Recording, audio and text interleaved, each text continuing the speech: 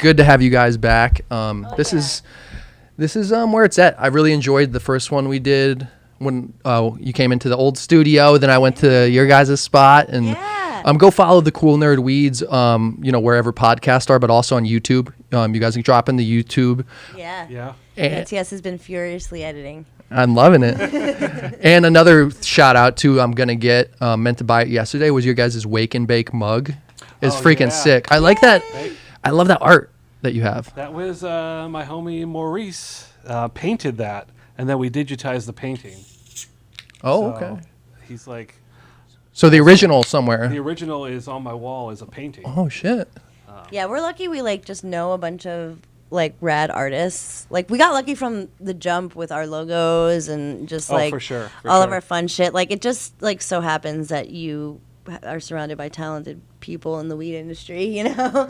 So yeah, he did that real quick for us. It was amazing. He did. He was like, what he's like, I want to do something like a 1950s TV logo, and he whipped it up. And the next day, I was like, "That's freaking awesome!" Well, yeah, that's as soon as I saw him, dude, I got to get this because especially for the mug, for some reason, it really worked for me. And thinking about it now, I don't even know exactly why. I just had that feel to it. I'm like, I need to have Wake and Bake with this shit. So it's working. It's working. So yeah, we just started doing merch. I don't know. We're not great sales people. We do our best. We do what we can, but. I don't know. It was self-promotion. And it just took a long time for us. TS really, we both talked about it for a while, and then TS was like, I'm on it. And he did it. And now I text Sasha in the middle of the night with these crazy designs of beanbag chairs and bathing suits. And bikinis. Oh, sure. And I'm like... I really want one of these signs, though. I like the beanbag chair idea. One of these signs. I got this baby off Amazon for I want to say under 200. I think it might have been 180. Oh, we gotta look into this. So yeah, it was pretty. I've been loving it, and it's nice. It's adjustable. You can put it on 10%. That's his 100% brightness. I love it. I'm loving that. Also, these cool little. I'm feeling them. These little lights I have right here. They were $50 each. I've been looking for good backlights, but I can control them off the phone and turn them on and off like that. Oh, that's so I'm feeling those. Shoot. I'm gonna miss this setup I got in here. So hey, showing off before I head out of here. I love it. I love when you can make your studio space your own little vibe. That's great. Thank Very you. cool. Thank you. Yeah, that's a funny thing too when I have homies over and stuff to I don't know many other people that are okay with having their living room as a studio, but I like it. It's you. You're doing. I'm like, yeah, that's how I always want it to to be. I'd like to have it separate. I'd like to have a nice studio. So. Yeah, I 100%. We on your guys' level. We're garage days. I mean, we just we have when we were back in the garage, the quote unquote, we were just literally in my living room, just this. Borrowed mics. Yeah, not even as vibey. We really couldn't. It was borrowed mics. Oh god, it was very patched together for two people who have worked in some audio and some way. We were just we didn't have the right interfaces, but the Rodecaster we have now, and because now we have Shure mics and we're podcasters. So focus rights. And we were building up. And we, just so happen to have an extra room in the house, the home studio, and mics are so great that you kind of can do it in any room of your home now. A great soundproof studio would be sick, and that's why we have the Adobe Radio Studios. But mics are so sick that you can just do it in your room. The technology has come so far. Yeah, it's amazing. You can just do it DIY. Yeah, it blows my mind too when I hear some cars rip through here when I'm doing a video or something, and then I'll be okay, and then and it doesn't pick it up really on these mics. I'm like, okay, that's cool. Kind of adds that little city element too. We were actually in the Adobe studio, and somebody knocked on the fucking window one night while we were there live. That was hilarious. Yeah. I was like, we're the only ones in the studio at night. And somebody knocked on the window. Yeah, it was a person we did not know. And they were frantically knocking on the Like, window. what's up, nerds? Like, yeah, I was like, oh, it's just our fans. They love us. Oh, Banging so down the door. hard. Wait till they see our merch. But no, it's like she was like, Mom, like it was like audible through the show. I don't know if I edited it out. It might be on the show somewhere. It's probably lives somewhere. But it was weird, and TS had to go out and be like, brother, I was gonna- don't you know we're on the radio? I was live right now. I was gonna ask you guys, do you do any like because when I uploaded it to my last podcast to SoundCloud, I noticed for the first time they added like Dolby mastering option on there. Do you guys do like do you do any mastering on your stuff, or is the audio coming out already so good that you don't really need to add anything? Sasha's our producer. Yeah, it's kind of the audio is just coming out pretty great. Like we use like an audio hijack audio capture type deal, so we're not going through like Adobe or anything like that because we're streaming, so we broadcast through this software. Okay, that makes sense. And there are other ways to do it. There's other like podcasting ways where, like websites where they allow you to broadcast live. But they give you like fun little tools to work with within these things, and you help build that out too with like. Oh yeah, our audio hijack. Yeah, our audio hijack. Yeah, like it. I really like to nerd out on that stuff. I get in there and.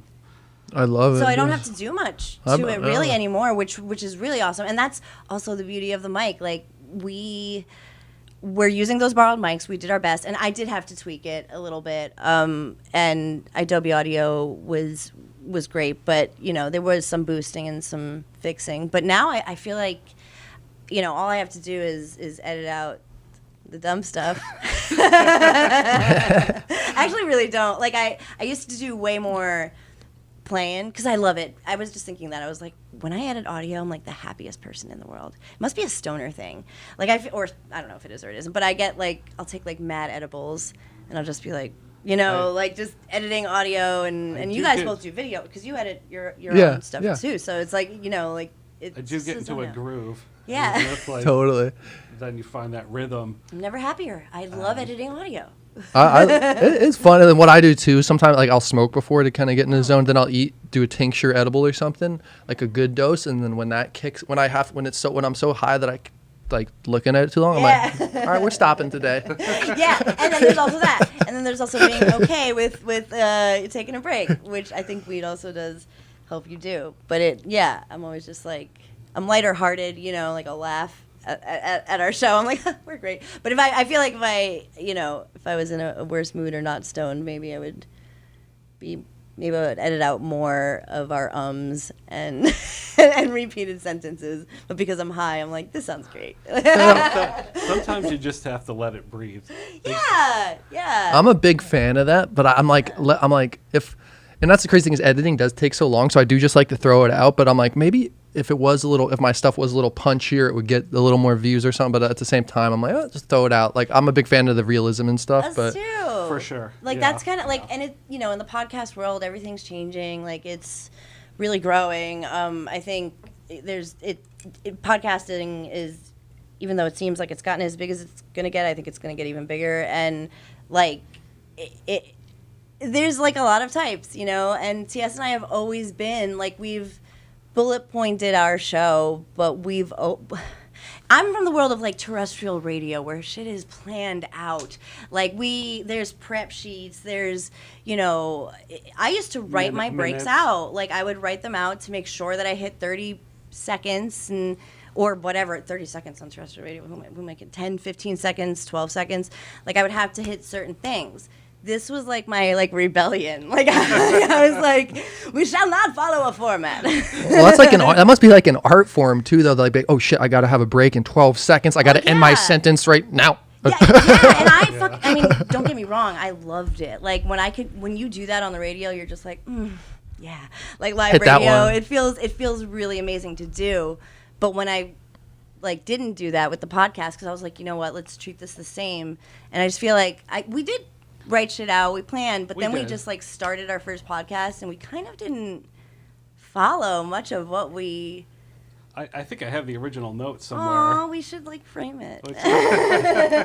Put it right next to the painting. Yeah, as Cool Nerd Weed Show in memorabilia. in the podcast museum. I was about to say. I was thinking about that before you guys came over, like podcast, radio, and I like how you said you think it's gonna keep growing too, because that's what I was thinking. I was like, where else can it go, kind of, because it's like pretty poppin', but I feel like there's almost going to be like a resurgence back into the older radio style or something. I don't know. Yeah, I think you see like, brands like Amazon and, these big brands like take on personalities and influencers and stuff. And I was just talking about this with like, sorry about that. I was talking about this with a Gen Zer. We were just talking about podcasting, and I was like, your generation like actually really does like listening to the radio. They just don't know it. They're just listening to podcasts, or they're creating their own. She was like, when do you think it changed? And I was like, I think when you were able to create your own playlist on like Spotify. I think that changed the way we listen to radio. And when like satellite radio was available in cars at the jump, instead you only got when you used to only get FM, that was your only choice. You know what I mean? So like if you were in a cab or whatever, I feel like that was when radio was really at its peak. But podcasting, I just feel like it can go anywhere. It can go on the regular radio. It can, I feel like Adobe Radio is a good example of like the future, I feel like, of radio, because there's like a music element to it that's like, they've evolved. They have jocks, you know what I mean? Like they have DJs, it feels like radio, but they also really value their podcasting content. Yes. And that's like, iHeartRadio, like all the big radio stations really are on board with it. And I don't know. I don't know what like is next, but I do not see podcasting like dying down anytime soon. And that's cool. I was saying to the Gen Zer, I was like, when I was, in radio, like a bunch of people were not down with podcasting. Howard Stern, we always talk about this. Like he always badmouths podcasting. And I'm like, is he still not feeling it? He I listen to him frequently, and he's just like, whenever you mention podcasting, he's just completely, he's annoyed. Yeah. But essentially, he's a podcaster now. Yeah. Yeah, right. Everything's on demand, and all the content is on demand and constantly being released. So would you call that a podcast? It kind of is. I mean, I don't know. He's still like on, he still does the show live, or whatever live is. What's your thought? Like, what just popped in my head was like, I've been tempted to do before is like doing short form podcasts. Like if you did like, because I was thinking of songs. Like, have you seen anybody do that? Like 5-minute little pod. Like, would that even? It's just I feel like it's against the grain, kind of. I think that's like a good idea, because I personally like my not resistance, but my like hesitance with podcasts is like my attention span. Like I really do run out of attention. Like so long form podcasting was always a bit of a stretch for me. I didn't love it. So I wouldn't hate like a quickie. Would there be like a minimum time to call it a podcast? That's what I was. Yeah, that's what I was thinking. Have you tuned in my 30-second pod? The 30-second podcast. No, but I mean, I'm not mad at it. That sounds like a name of a podcast. Yeah, it does. It probably is, not for nothing. I mean, I guess like you can call anything like a like a TikTok. Like how long? Well, because I guess what makes me think of it too is I've cut out some good clips when I've put them on my other channel. I'm like, this could almost be its own little thing, because people might want to click that. I don't know. Maybe I'll experiment with it. Why not? Yeah. I see and that's kind of another cool thing is you really have the tools to just do what you want for the most part in this like space. So like we do silly stuff. Like we'll do themed stuff, like we said too, because we were like, we really wanted to do like maybe like a Patreon or something, and I was like, it would be fun if we did like a Twilight Zone themed weed thing, like. And I told my husband, and I thought it was brilliant, and I was like, I was all high when I said it, and TS was like, yeah, we were watching the Twilight Zone, obviously, and I told my husband about it. He was like, that sounds cool, and I was like, God damn. Well, it's so funny that we need to collab, because I did I've done a little series. I only did a couple of them called The High Zone, but I love the Twilight Zone Yeah. growing That's up. amazing. We I love the definitely new one collab. too. I thought the new one was cool. Have Yeah, you? no, I liked it. Yeah. I liked it a lot. I thought it was great. You Yeah, can watch so- them in black and white. Yeah. Yeah, that I like that little ad love on that. there. That I love it. No, we should definitely collab because like we were on one that night and we were like, oh yeah, like a blunt from like outer space. Like we had like a whole Always like my birthday weekend. yeah. So we were definitely like fuzzy. But I stand by it, and you can do those things. We did our Christmas. We Man, we did a Christmas episode special. that I want, like, when I die, I want somebody to, like, play it at my funeral. Like, I'm so proud of it. I love it so much. I love hearing that. I love it so much. You should be on our next Christmas I love hearing it. Yeah, it's like when Yeah. it's always good when you have a piece of content you've done and you're like, I can definitely I'm proud stand of fully this, behind yeah. this. Like, let's go. We launch it during the holidays. It just makes us happy. Every year. Yeah, we and it was fun to put together, too. You know, when you do, like, a podcast that is produced, because that's the thing, and we do our best, but there really is light producing that goes into the audio. But when we do like a themed episode, like I'll try to find all the things I can find and I'll make it like radio theater, and it's so Full fun. soundboard. It was like That's all. That's where I need to step my game up too, because I have this sounds. I need to do more. I need to get a little more interactive and like even pulling stuff up. Like I have my phone hooked up today finally in case you want to pull something up. But it's like those little elements where I'm like, I'm gonna get better at it. I'm gonna get better. Yeah, no, I'm the same way, and I think like it's just also like, but I love that authenticity too when I'm listening to a podcast personally. Like I prefer that. Like it's kind of like when you remember like old school like morning shows like Dingo and the Baby and like all or whatever, and like that kind of became made fun of. And I don't think that like that podcast style should be made fun of. I think a well-produced podcast is really a feat. But like especially if you're like DIY like us and you're just kind of like you nerd out for audio, like it's fun to do on occasion, but to do every single time, it's a lot of work. You know what I mean? It's time consuming. We all have, but it's fun. It's like it's fun once you're done with it. It's really, really great. So we want to try and do more of it, but we were able to do it and like love the way it came out. And like it was an experiment. It was like 12 minutes. I don't even know. Like our little themed episodes are very short. They're fun, and like because we're not really, we don't owe anybody anything. We can just kind of do what we want. Yeah, I love it. Yeah, you guys should do one for 4th of July coming up. Yeah, every time there's something coming up, we're like, should we do it, like do a it. St. Patrick's Day Do a one? little- Or, I feel like you could do a lot of cool stuff with like the weed and like fireworks thing. Like Yeah. we're smoking fire. Yeah, I feel like it'd be cool. Like yeah, and like fireworks sound effects too. That sound like fireworks. I think we have them. Yeah, I'm sure we do. I think we played them. Not a full redo of Born on the 4th of July. Yeah. Produced by Oliver Stone himself. Oliver Stone. I go by Oliver B. Stone. This guy, a director I did a film with like a long time ago when I was in college, was like, I was in this room in Hollywood. He was just like a grip or something. He's like, but I went up in this, we were having a rap party, and he said he went up to the room and Oliver Stone was like unbuttoned shirt with just like a mountain of Coke in front of him. And was just like, I forget what he said. He either said like, come get some, or shut the door or something to the guy. But I just remember hearing the story. He's like, yeah, that was just his style. Like the guy was just always turning up. Not surprised at all.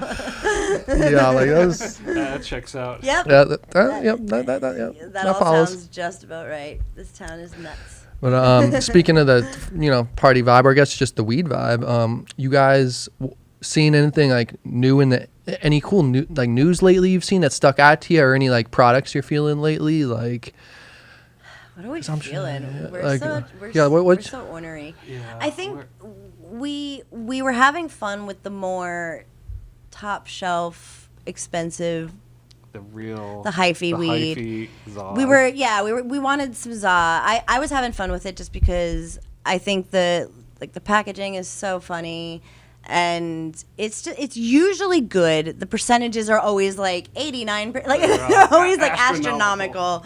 They're always in the 30s or something. So I'm like, and once you've had one, you've kind of had them all. I mean, there's like Skittles on runs on Skittles on runs. Yeah. I'm sorry about that. So I need to turn this off. And it wasn't, anything mind blowing, but it was good weed. But I was trying to think of that. Like, what are we like stoked on right now? I'm like still stuck on that. I'm still stuck on that turtle pie. Oh, well, that Is that we've by never seen it. who's that by? The grits is Turtle Pie was the company. It was grits and jam. Yeah, I've maybe never Turtle seen Pie it again. will hear. I've never our heard of cries. that brand before. Are they? Turtle Pie. You don't see them often. No, They're no. kind of like Is it an crafty. LA Very brand? crafty. I don't know if they're from. They might be from the Bay. They might A lot of be. these are coming from NorCal and like San Francisco. It's got the gold label. It's Turtle Pie with. Okay, I see. Yeah. Yes. Yeah. Yeah. Okay, yeah, like right they're- here. Oh yeah, that's it. Okay, cool. It's So- pulling it oh, up. yeah, See, I yeah. got to pull it up. Gotta pull it in. See that? That's Yeah, good yeah. podcasting Good work work. right Yeah, let's there. go. That's what's up. Yeah, Uh, no, well, we had how long has it been though? It's been like That logo is funny. like 8 months. Cute. I love it. No, it's been. I feel like it's been like. Was it before It's Christmas? been a lifetime. We got his. I think it was your store got like this batch Oh, yeah, this of one grits and batch. jam. That was the strain, grits and jam, and it was purple, right? And I'm It's usually wary of purpley. purple weed. That's not Little usually my favorite blue. type of weed to smoke. But I was like, we'll see. And it was so good. It was so Oh. juicy. The high like, was good. It was like right behind your eyes. It was like old school, hazy, it just smacked. purple, mouth-watering. delicious. crazy. It's good. We Oh, dream yeah. about it. Oh. We dream about it at night, and it went away. We haven't seen it. And we've been chasing it ever since. We Like we'll have, smoke yeah, something, we'll be yeah. like, "That's kind of like turtle pie." But we can't find anything like it. And I That's would love crazy. to Yeah, find it how? again. Yeah, that's you've sold me on it. If I see it, I'm gonna swoop it up and shoot you guys a message like, yo. Yes, we will have a Roll sesh. through. Oh, so, yeah. Yeah. We'll pay you top dollar. Well, it's crazy when you find something like that where you're like, yo, what was that? Got to get more of it. Like, Yeah, I just feel like I don't know. What would you? And then everybody's like so top secret on their genetics. You don't really know what's what in that. why is that? It's just like they're just keeping their guard up so they don't get jacked. Like, That's probably, or I think it'd be helpful though, right, for everybody to be more transparent. Yeah, why you is know. that? Why is everybody so? in trade secrets. I don't know. There used to be open Yeah. open information sharing in the community, but sometimes you got to keep some things to yourself. Yeah, makes sense. Yeah, the special sauce. The special, yeah, what's in the Yeah, what- you don't want to know. Yeah. Well, that's where too I like the homies from Source Cannabis when they were on. They're like you know, we'll put out like a grow book or whatever too, and let people know what we do because like nobody can make ours. Like we just know that we do it different. Like Right. For sure. But I get what you're saying too. Right, It's like, right. Yeah, it's like a cookbook or Yeah. something. Like Like I got one of those genetics catalogs of what 710 Labs uses. It was extensive. I was like, wow, this is, and they just give you all the information. But yes, nobody is going to be able to recreate it. You might get close, but you're not. yeah, you but you're not going to be the. not That's when I have so much props for the consistent flower. Like if you can Totally. keep if you can Totally. nail those batches down, like consistent as hell, Hard to do. which like it is like and Weed is hard to hard. grow. It I mean, is. that's like we always say that, like on our show, like it's growing it in such big quantities, like like we're doing. It's like fun when you get it right, when you get a good batch of a good strain, of a strong strain. But weed is generally pretty hard to get right. It's a lot. It takes a long time to get right. If I'm not mistaken. And then consistency Exactly. is like, Yeah. It's hard to find. yeah. What about edible world, or just any ingestible edible world? What anything you guys have had lately that's like, oh shit, I fuck with that. Lost Farms is my favorite. Lost Farms, I think they did such a good job with that They did. release. Oh. Like Hell yeah. it's for the price point and the quality of the. Yes. It's hard to beat on a When gummy they in my hit, opinion for the though, price like, point. too, because they're tasty as f. I'm very particular with my edibles. It's just I have like weird food stuff, so I have to have the right like consistency of a gummy and like taste, and they just never miss. They never ever miss. They're everything. to I'll me. say those. I will say the ones I've had miss a little bit were the Caminos. But I those agree. are No, I don't those disagree. are older. But of course they're 5 milligrams. But I ate like a shit ton of them. Same, I'm like what's same. going on and then here?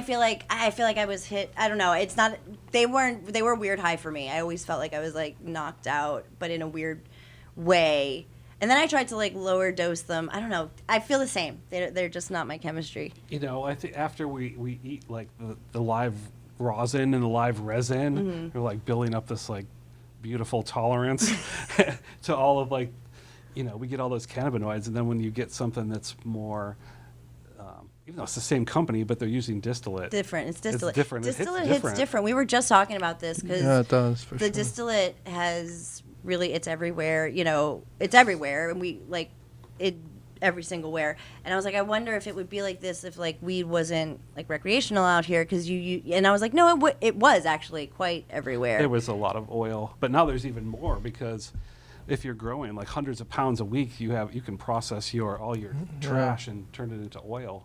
Right. So it goes to the So salsification factory. Yeah, yeah, and that does hit the body differently for me. You know, I don't prefer it. You know, yeah, I feel you. And lately too, I've noticed it like hits a little different, maybe in like my belly even or something. Lately, I've been noticing. Maybe I don't know. Maybe I'm thinking too much about it, but I don't.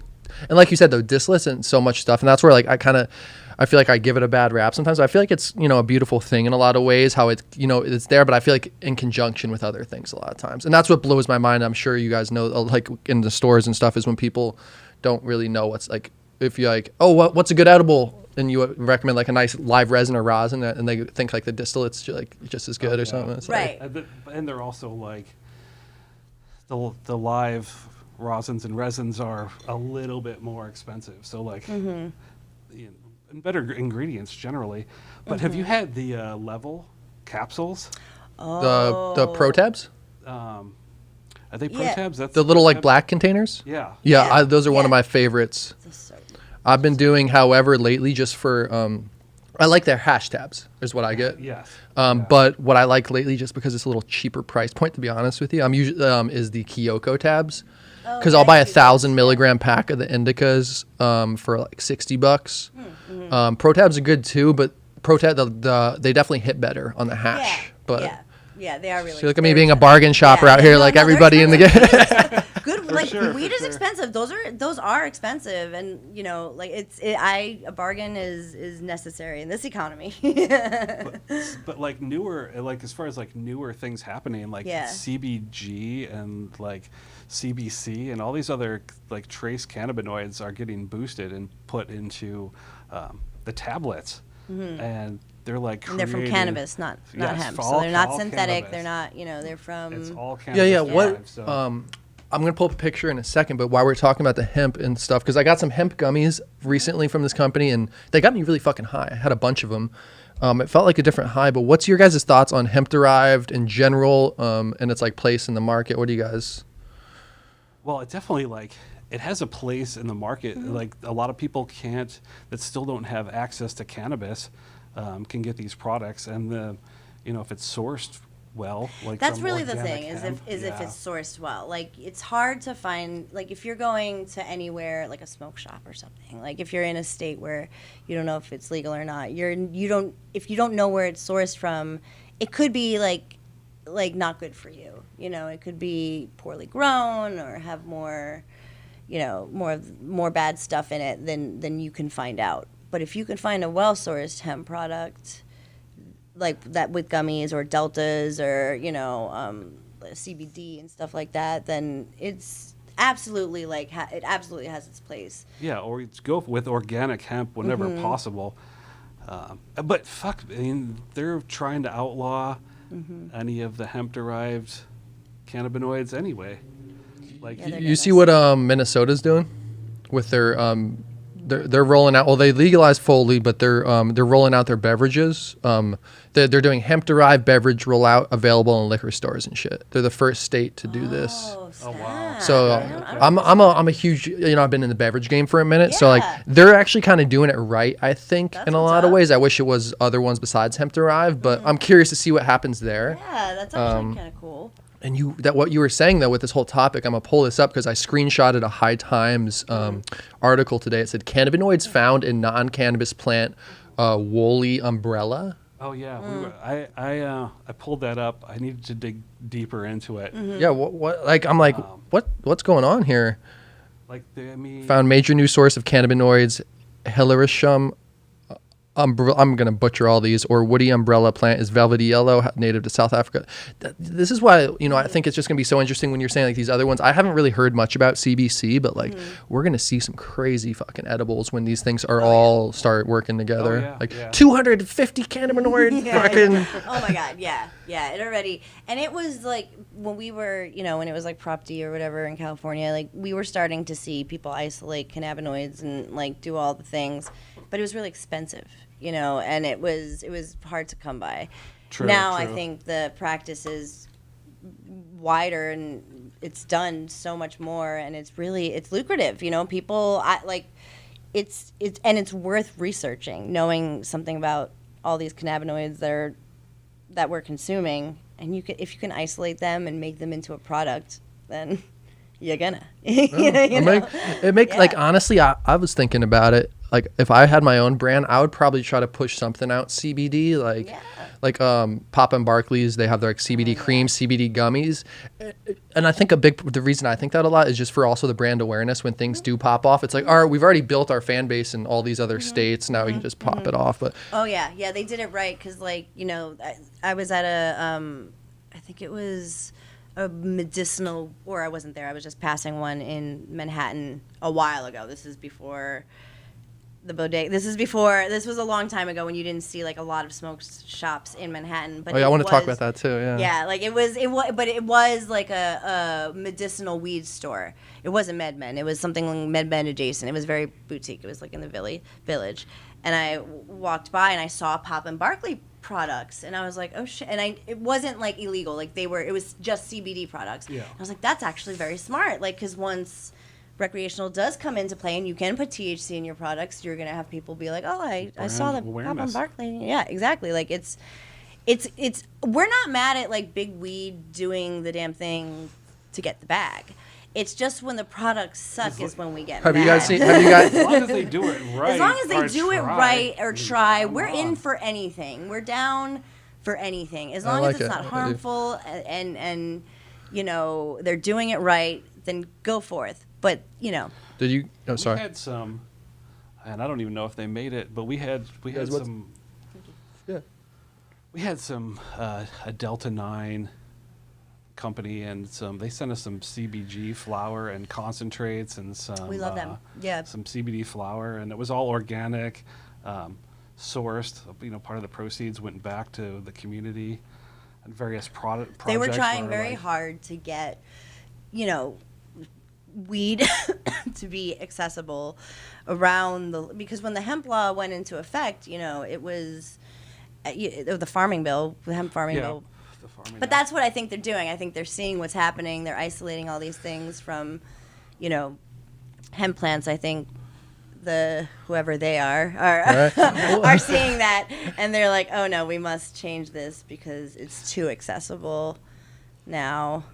Well, it's like it still blows my mind. I'm like, with shit keep getting crazy in the economy, like when the fuck are we just gonna legalize it? And like, what popped in my head when you guys were saying that too? Have you seen this kind of Glass House drama that's kind of circulating in the industry? We popped off on Glass House our last episode. I missed that part. I watched in like half your episode, so I didn't catch that. You'll LOLs because I did when I listened back. I was like, oh, we are so salty. We kept it in though. We kept it in. We were like, you know what? Let Glass House do their thing.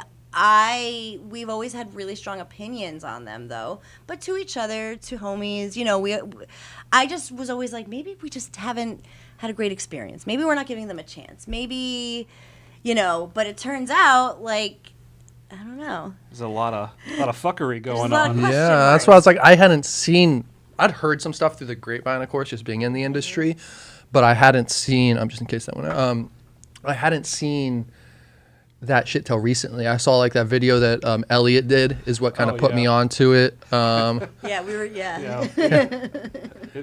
we played it. Did we play it? We were going to play it, but I don't think, did we play it? We might have. I don't remember. I think that guy's necessary for the industry. I've never met him, but I think like what he's been doing is like, and just calling people out, like, because if he didn't do that, like who would anybody else? That's the thing. Like it's so hard. I mean, like that point blank raw to him. Like, it's so hard.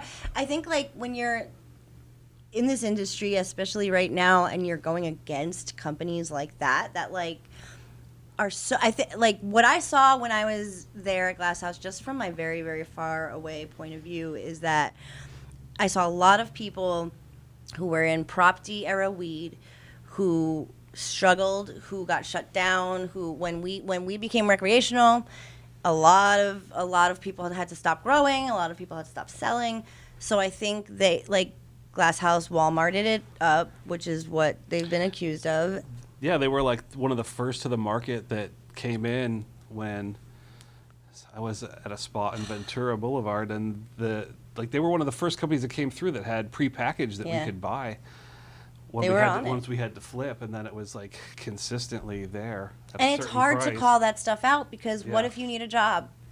Well, that's what I was about to say, because I'm gonna be real too. I had an interview with Glass House a little while ago. No, there's no. But honestly, I did. But here's the thing, though. I didn't know the depth of kind of what's going on too. So it's like, you know, it would be kind of crazy to all of a sudden like, oh, I just got this new job, and all of a sudden you see like online, like, oh shit, what am I doing? Maybe this isn't the right move. Right, and then you have like an existential crisis because you have integrity, you know, and that's really what it is. Yeah.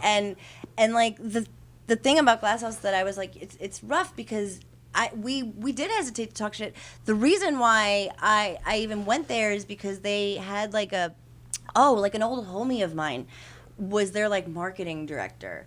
So I don't even know if he still is, but he hit us up and we missed the DM too. Yeah. But it was like low key, they like, you know, were like, come up here and do like some content for us. And I was like, okay, you know, like they were going to show us the farm, give us products, maybe a buck or two, and I was like, okay. He couldn't come, so I went there by myself, which is huge. Very proud of Sasha, yeah, driving by herself up to by the my Central, lonesome, up taking to the Central on Coast. the world. I had a breakdown moment. I was in the middle of the farmland, and I was like, I can't find anybody, but it was fine. It worked out. I saw the facility. I mean, it's like going into. It looks like, insane on the videos I've seen. Insane, and it's like, wow, beautiful, so much weed.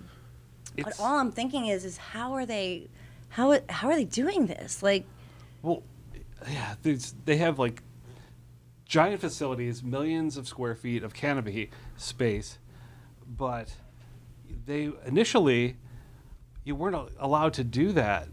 But Right. the laws, This is important, yeah, the laws yeah. like and ordinances were tweaked to benefit the large-scale growers and essentially put a lot of mom and pop growers out of work because now they're growing so much cannabis legally on these multi-plots, which you weren't supposed to be allowed to do, and you know who can compete? Like So what what do mom you and do? pop can compete on the Central Coast? If you What were do you growing do? like the finest cannabis on the Central Coast and you're like up on the hill and you're getting a certain price point. and this is Yeah. farmland up It's there all where they're farmland. opening. I mean, it's vineyards. Yeah, it's other weed farms. And So- these people don't have work. So, and you know what they did do is gone. So what they have to do is work at Glass House. You know, and like I cannot hate on that. Like the people I No, met. no. Like, I was like, you know what you're doing. Like, I knew these are people we knew. You know, these are people we actually, literally, almost a couple of them. Like, we worked with back in the day. We know these kids. We know these moms and dads. And we know these people can grow weed. Like, they can do this. So, they got recruited, and rightly so, because we were curious how much they got paid. Because we were like, I wonder if it's like a true Walmart situation where they're like, but I would hope not. I want to give them the benefit of the doubt and say they make what they're worth. So they that's not even recruited irrelevant. yeah, you would need a lot of hands on that. So many. How many people do you think are on there? Like, I wonder if that'd be- they're like understaffed. Well, there was another, some other places have been accused of like using more day labor. Or yeah. or like okay, yeah. migrant workers, which you know, Yeah, you yeah. got to get things done. Mhm. But Yeah, it's- also paying people a fair wage Yeah, if you're gonna, because it's a lot of. Well, it truly is like at that well, it's scale, like, it's farm work. well, and that's where it's hard too, Yeah. because it's like when you cross the line of like, you know, the American like way of like the, you know, kind of survival of the fittest, but when you're at that level and start doing some stuff that's dirty or what potentially dirty or whatever, that's when it kind of like changes the game in my head, because it's like, well, it's not really equal ground. Not that it ever was, but right. No, but totally, it becomes, you know, like for profit, which is fine. You know, like it's not like you sold weed not to make money. Like that's what we always say too. We're like, yeah, like we don't mind weed being like readily available, a lot of it. Like we like that there's a lot of it around, but also. It's so when we were doing the show last week, I was like, oh man, we literally sound like the Tegrity episode of South Park when Tegrity is introduced and Tally's like so fed up. And, I was like, we're Tally right now. Like we're so mad at Big Weed, but we were really grabbing on things because we knew what the situation was. Our homies needed to work. We needed to work. There was a point in time where I probably would have done some shit with Glass House for sure. They were everywhere too. So they got that part right. They sell, right? Do they sell? We went to their 420 party. Oh yeah. Well, no, I think I had to ask my homie. I was like, "Where's our invite, bro?" Like, and I think he sent us one. I can't remember if I did or I didn't. I don't want to disparage his name. He's a lovely dude, but. Well, that's what I was thinking too, because like I haven't been in. I've done a fair amount of PADs and shit, and talked to a lot of bud tenders, and like, I've never really seen anybody buying, with the exception of a couple of their big half-ounce or ounce bags. I've never really seen Glass House moving, but like again, I've only probably seen thousands of orders, not like how many are going through the system, but I just really haven't seen that much move.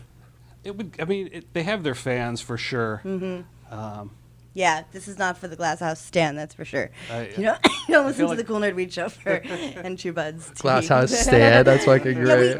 And we're not just trying to be like Glass House slander podcast, but at the same that's time, where it's like. I think it's important, like you said, it's important to call it out, and I think it's so hard to do so because the people who are powerful take people like us who almost sank when the rug was pulled out. This happened in radio too. It happens in industries, and you have to do what you have to do. Like it's it's okay, but when your product is, and we kept saying this throughout the show, we were like, man, like when I was there, this is an event that they're throwing for the influencers or the podcasters or whoever. They had like a comedian. It was cool. I think they tried to do a thing and it was cool.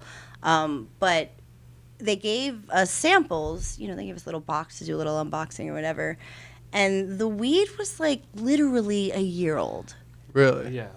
It was dusty. It was old. Yeah, you better be putting for your promotional stuff, whatever you sell in the dispensaries is not my business.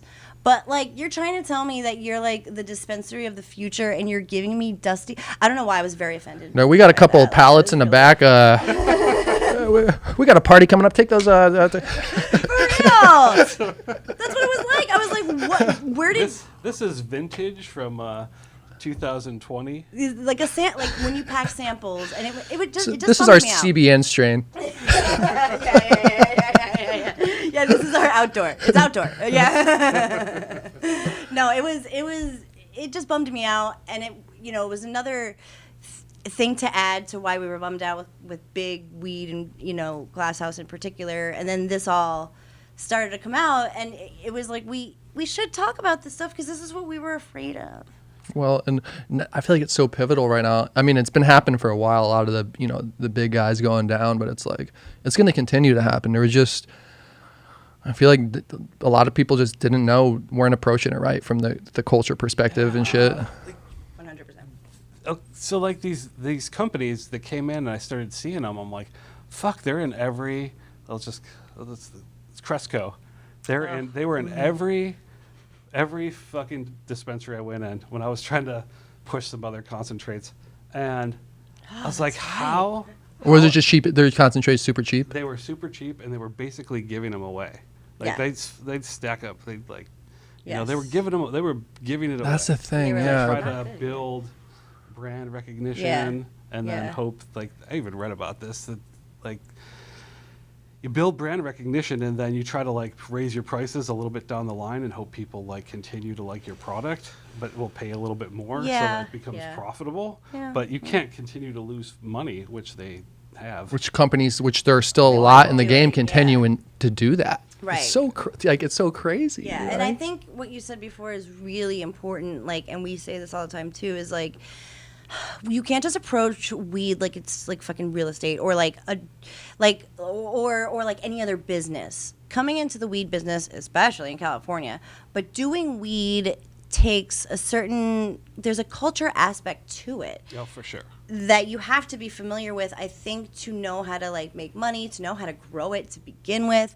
Like, and I think they tried to come and brain drain a lot of people. We saw it happen. Like, we literally saw with like our eyes it happen. And it was weird. And we saw big weed situations. We saw people, like try to keep their jobs. We saw people lose their jobs.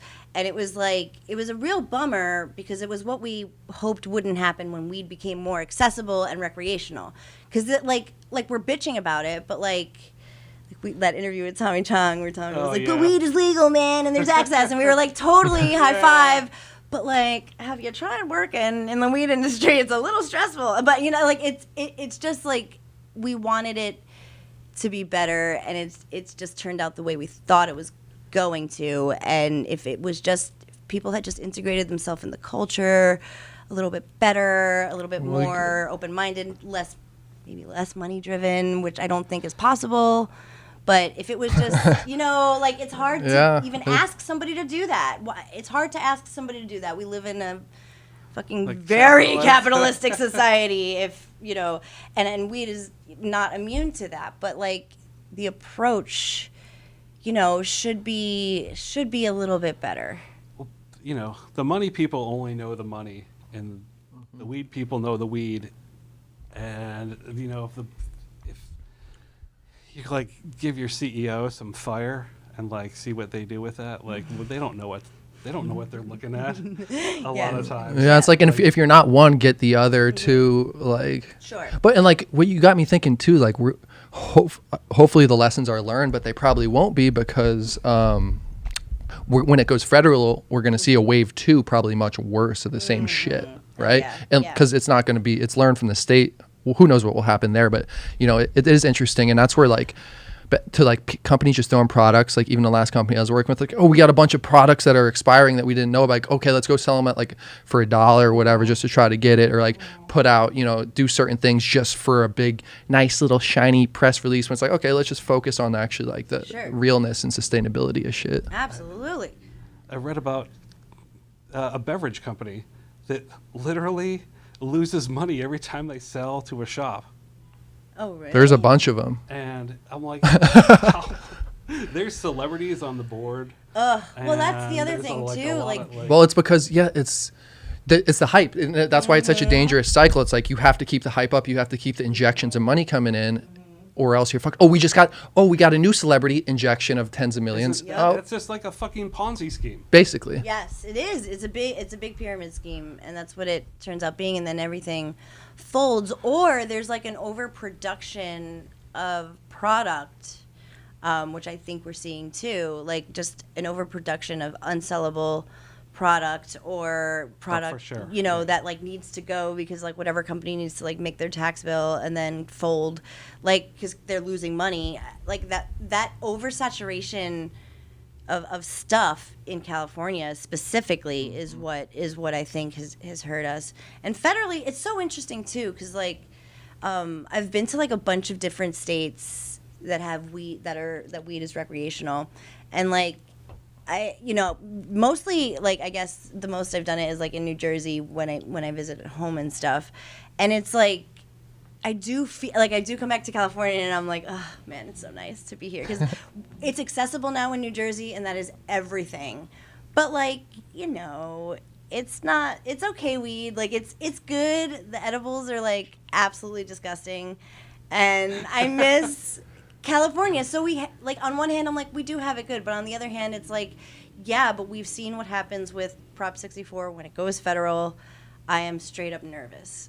Yeah, it would almost be better for just the borders to open so Cali could get some paper coming in. Start. Yeah, that would be great. That's a perfect way to do it. Somebody put it on the books like Washington already said they'll ship anywhere. Mm-hmm. That's a really good way. We would like think how much that would instantly like helps everybody. Like instantly. Us. It would, it would. Yeah. Some, that would interstate commerce. Mm-hmm. Yeah, that would be a really good solve to everything. And we're always like, going there anyway. Like when the glass house guy was like, the glass house weed. Like, how'd it get there? I saw that look. I was like, you tell us. Kyle is his name. Yeah, I was like, what? I was like, what? Kyle. That video confused me. I was like, what is this? Yeah, like, it was and not weird. because and I knew in the context, but if I saw that before I knew that, I'd be like, what's going on What here? is going on? Like, what? Is this like a sales pitch? Like, Are you narking? Is it a sales pitch? What do you do? What do you? He's like, it's not legit, but it's legit. What is legit? There's nothing. I was like, we shopped at their sister store. We did. We were in when New York passed the law, and they, which is basically still now, but when they couldn't open anything, there were a couple like storefronts that were operating like openly. Yeah. There were, of course, all the smoke shops and the bodegas, but there was a couple of storefronts. You had to come in and become a membership. It was a membership, and we became members. And then they were the concierge service, and they would provide us a sort of a They service. have to word it in a certain way so that you can buy. Yeah. And it was, I don't even remember. How we were allowed to use cards. We were, yeah. But we saw, immediately we saw Kiva chocolate bars. Like, from the jump. And I was like, and I looked closer, and you can see the California label, like the CA. Everything looks triangle. Very legit. Yeah. Yeah, that's where I wonder with some of the shit, like the whole fake cart shit, like, it's so like the whole, so easy. Yeah, it's like, you could just, like some are legit, some are exactly. All of the are above, like I think, counterfeit, and then you roll the dice if you don't know. Yeah. And some is just counterfeit packaging. Yeah, thinking if it's somebody's first time, that's going to be what a Kiva bar is to them. Exactly. Because we would know. I'm sure you guys I've had a bunch of Kiva bars. I'm sure you guys have too. It's like, if we went and ate one, I'm like, I don't know. Yeah. But I'm not a chocolate connoisseur at the same time. We did pick up a pack of lift tickets. We did. How were those? Yeah. They were good. In the city. That owner of that company is super cool. I've seen it at a couple events. I forget his name right now. We did too. We did. Back in the day. At the mansion. Talk about a brand that had to do hype. When you were saying that, I was thinking of Ignite. I was thinking of Dan Bilzerian. Oh my god! Oh, what a time! The biggest hype. This is when TS and I were like, okay, we don't give a fuck anymore. We were like, we need to find a glimmer of happiness in the cannabis industry, and the Dan Bilzerian hype, they invited, because TS was a buyer at the time, so he was big ballin', and like he got invited to his mansion when he was doing all those stupid parties. Okay, this is a great fucking story. And there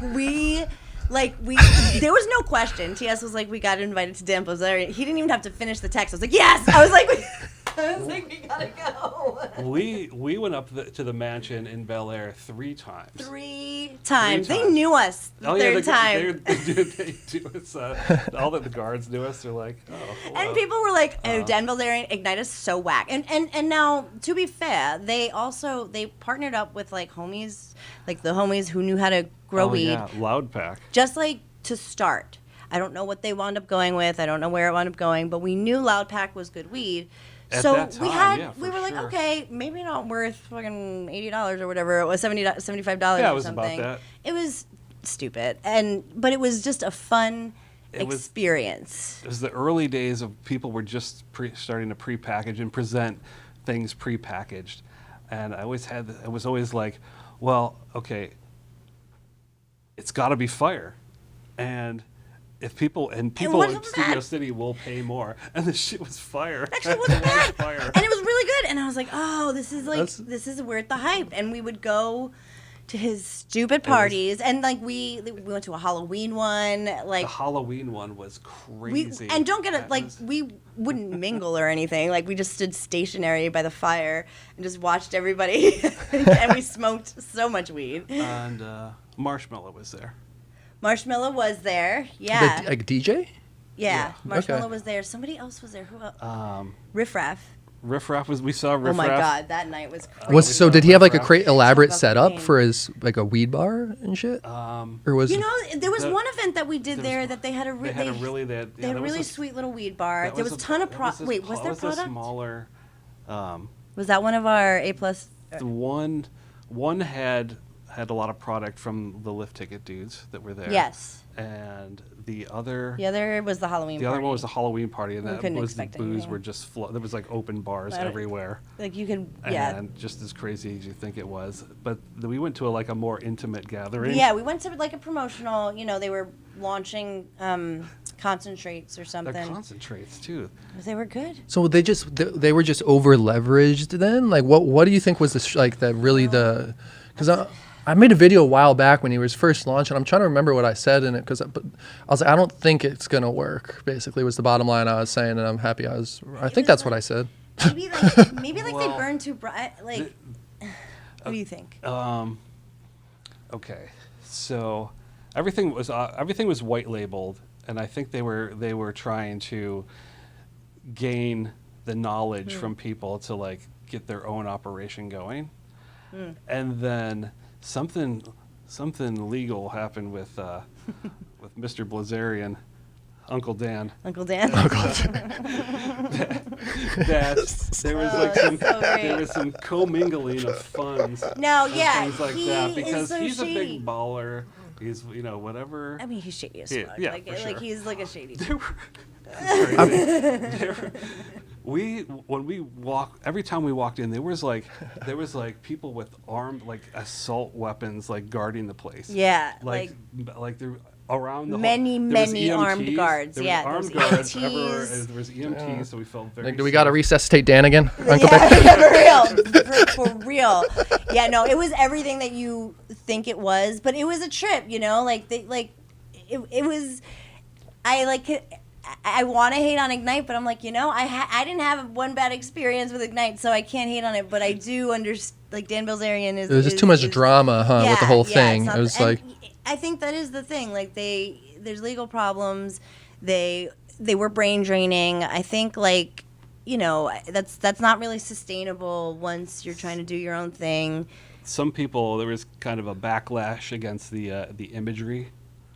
what was like just the sexy lady. yeah. Yeah, a lot of boobies. Are they still in the market? I haven't seen it. I mean, I haven't been looking. Hey, you guys got that? You got the boob weed. I'm gonna do that actually. Next time I roll into the dispensary just to say what's up. Like, I'm like, yo, you guys got that Ignite? Like, Oh shit! You got that fire, that za, that Ignite.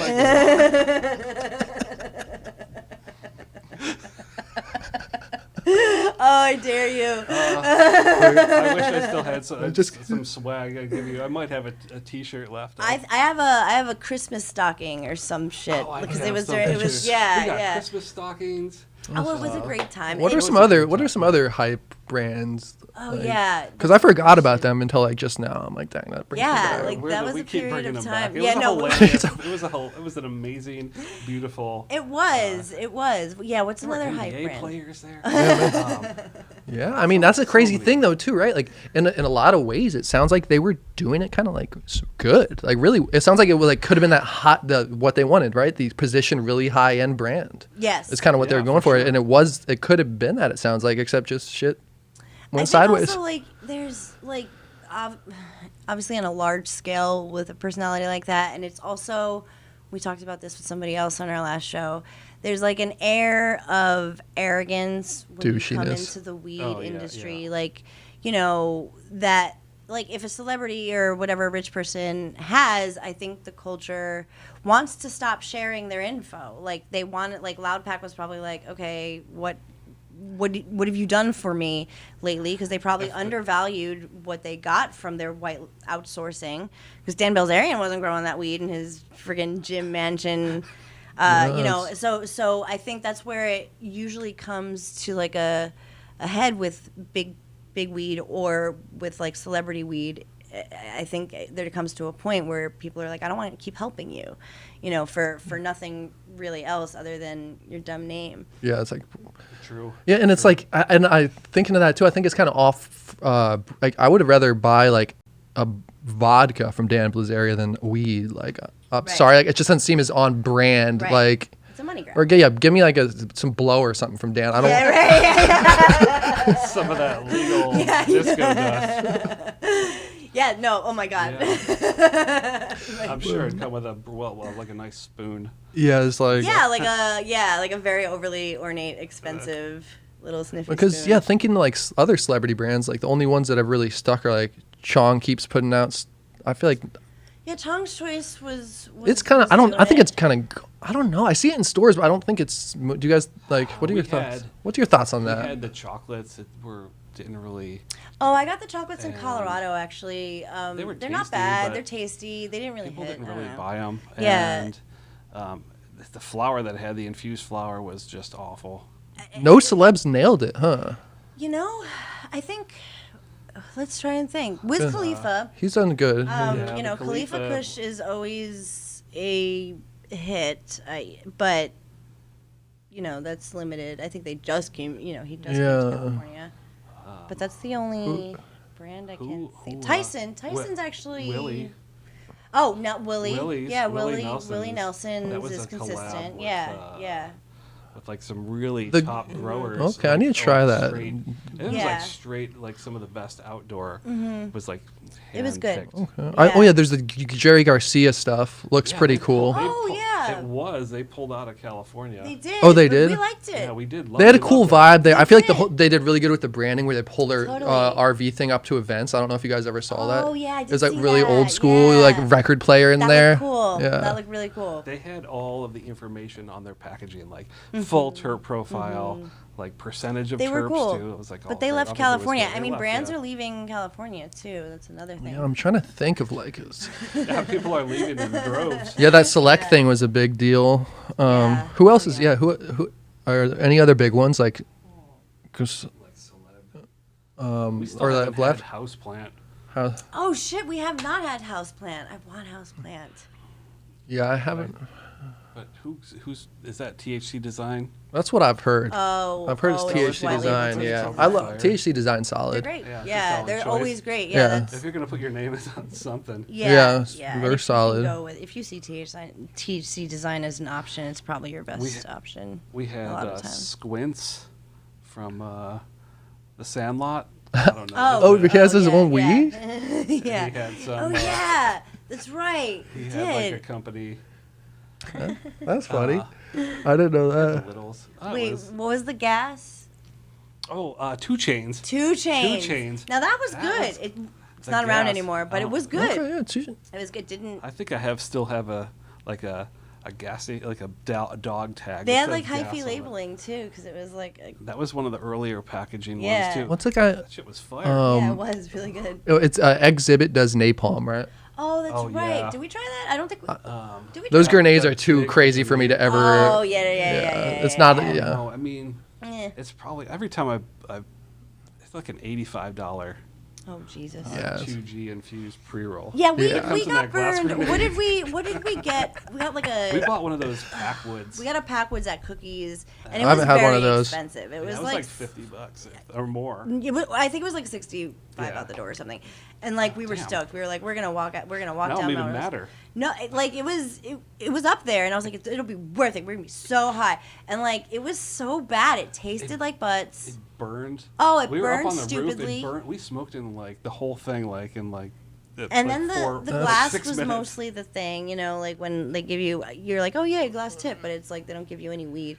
It's all hype, you know. Yeah, it's like, well, we imagine they're like in a room, like, well, we imagine that we just need to sell one because we know they're never going to buy it again. And we profited, and we'll shut down, and we'll do something else. That's great. You know who I bought a couple of? I usually don't buy, but El Blantos for the price point. I find it pretty decent.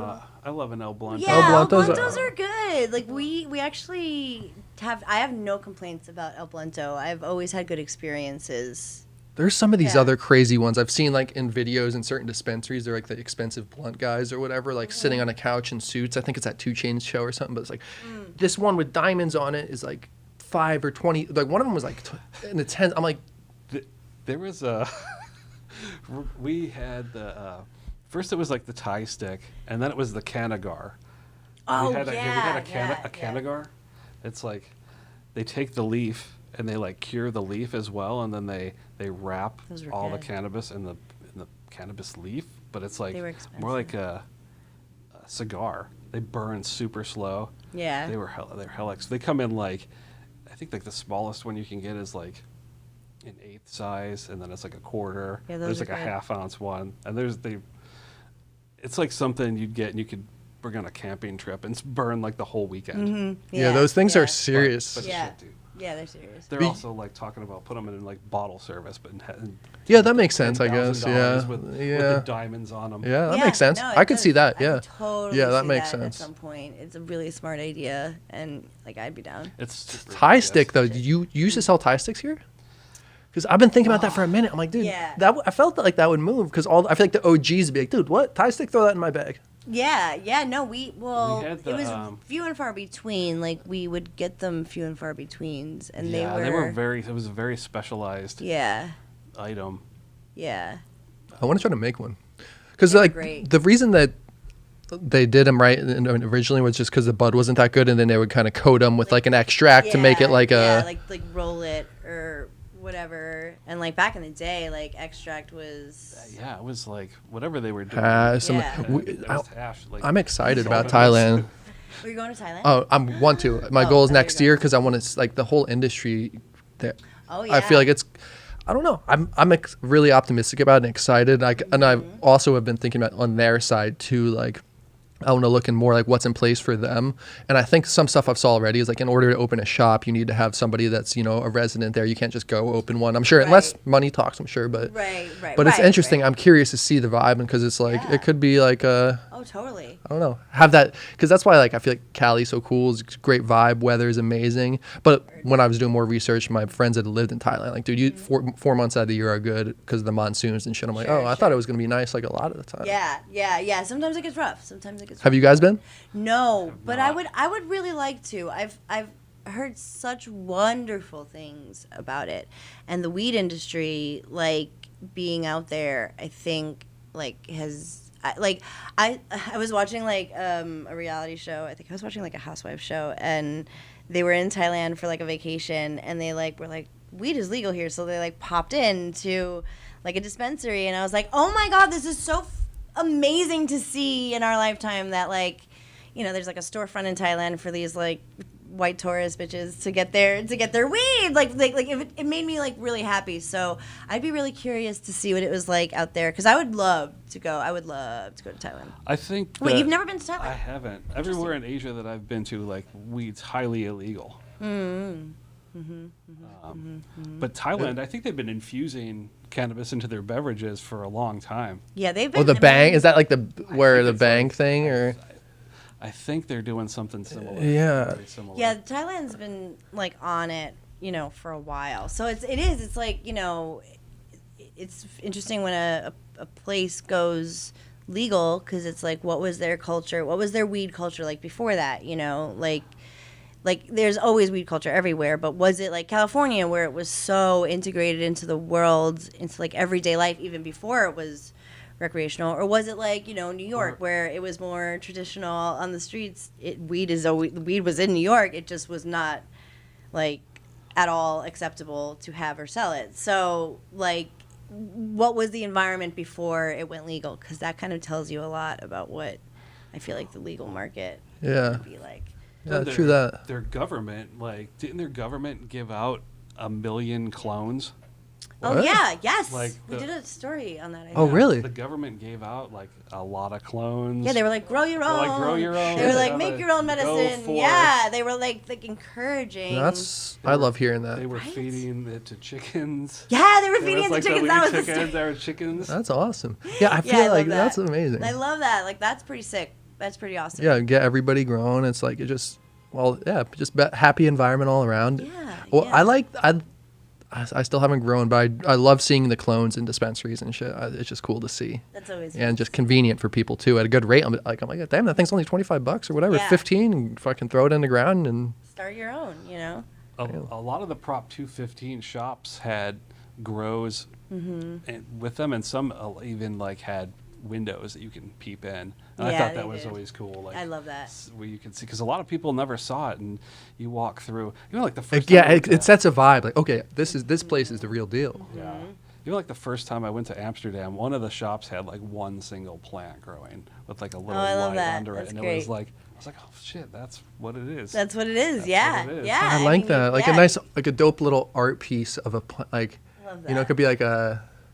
There's some I've been keep like every now and then I'll Google and look at these like grow boxes they have that are kind of all in one, low key ones and stuff. Yeah, I thought They have about like it. some different ones. Some are like way too expensive and crazy Yeah, looking. There's they're- one that's yeah. like look cool. That's like a little box I want to try to get. But Yeah. like thinking about that, you know, how 50 years from now is this big tee tee. Yeah. Come back. It's like come back in 3 months. Oh man, I can't wait till we get to that like AI weed grower business. I can't wait for that.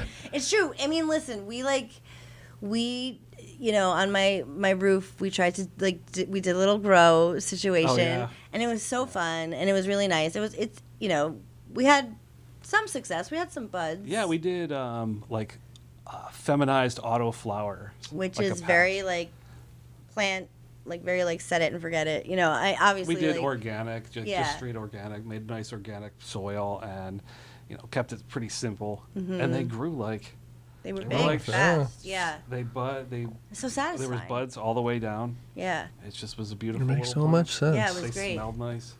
Yeah, Yeah. yeah. I wanted to get one of those boxes, like when New Jersey went legal, for my place in New Jersey, because I have like a perfect little under the stairs setup for it, and you can't grow your own in New Jersey. Fucking So I think that's dirty so whack. Jers. Dirty Jers. Like in New York, you can. In New York, it's not. They can't even get a storefront open, but you can grow your own. In silly Jersey, Yeah. they're like, well, we won't let you grow, but here's a dispensary on the freeway. I mean, it's cool. No, I'm glad. I'm shitting on Jersey. Yeah. But I'm very happy that it is available. And I think you're right. When it becomes federal, it'll probably be very state by state. You know, like I think Jersey's such a weird state with their laws, like they're weird. from Yes. everything. It's just so weird. It's like Jersey is a weird still a bunch place of to mafia be. guys sitting back Yeah. there. Like, Yeah. wait, if we let them grow in the house, we're gonna lose the fucking money, Tony. That's exactly what it is. They're like, we need to make a profit. What are you doing the grows under the stairs? No, kibosh.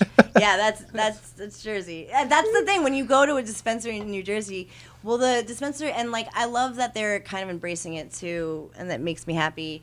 The one that I went to, I found it because Cookies did like a launch out there, and I was stoked because like the Jersey weed, the legal Jersey weed is pretty midsy thus far. It's fine, but it's like so I was stoked to see that Cookies was there. Like I was, because I'm such a brat. Like California weed is unparalleled. Like that's just how I feel. true And story, until I'm proven true. wrong, I haven't been to enough places. I'm not cultured. I do my best, but the places I've been, I'm always just like, oh, there's nothing like a California weed. Drawing the line maybe at Glass House weed, but all weed, like even the worst weed in California is sometimes better than some states' legal weed. But Cookies started to be in New Jersey, and it's pretty good. It's good. It's not as good as it is out here, but it's definitely okay and better than most. And the dispensary I go to is right next to the Bada Bing that was in The Sopranos. It's the strip club. Oh, shit, that's so it's funny. The Satin Dolls in Lodi. And like that's like my like kind of where I grew up. Like that's not far from where I grew up, and like they're embracing it. You know what I mean? They're Yeah, just like that's- we're Jersey weed, and That's the culture. it's the culture. yeah, And I like that. I think that is. I don't know what it's like behind the scenes. I'm very curious what the scene is like to work in the industry or like work at a grow or a distro. I don't know that. I just know it just from a consumer point of view, and it's like it's nice. You know, it's nice that it's there. Yeah, I was happy for Jersey. I was super happy for Missouri. Oh, Happy yeah, to that's happy a to big see them win. all. Yeah, freaking, yeah, that was a big win. What are we at now? Like It's gonna be what 37. 37? Yeah, that's 37. if It's That's crazy. more than half now. Right? Yeah, The it's like math checks out. it's like, dude, Yeah, what? yeah. It's like what's I'm what's ready. happening? But at Yeah. the same time, we'll see. You know, like you're saying, it's kind of nerve wracking, and that's how I feel for, especially being an operator, business operator out here. It's like, okay, well, what's gonna happen? Like, like Scary. what would you guys? What do you think would be like the best business to open right now in California? Because there's so many problems in so many other areas, like we're alluding to. Is like, oh, like what would be like the best? I don't know. we don't need to get into a big business deep dive, but No, I don't. Well, I was like, I was so sad because, like, we just did a story about weed dying. Like, the San Francisco Chronicle, like, came out with, like, you know, California weed is like Extinction fucking event. dying. You're all gonna die alone. And it was just like a very like extinction event. Yeah, it was a bummer of an article. So we did that, and then like there's like the writer's strike. Like my husband is a writer, so like I'm I like, drove what by is that. this city good for? Like, How long does that writer's strike go for? ugh, we don't know. Like, Is it going on still right now? it's still yeah. going. Okay, 'cause I drove by it'll go only for a once. I was while, like, oh, yeah. shit, okay. Yeah, it's probably gonna be a while. The studios are being D's. So are there there scabs like still writing? Well, that's the thing. That's a It's term. crazy to see this too. Like my husband has to be like, they can't take meetings. Like he can't even like discuss shit.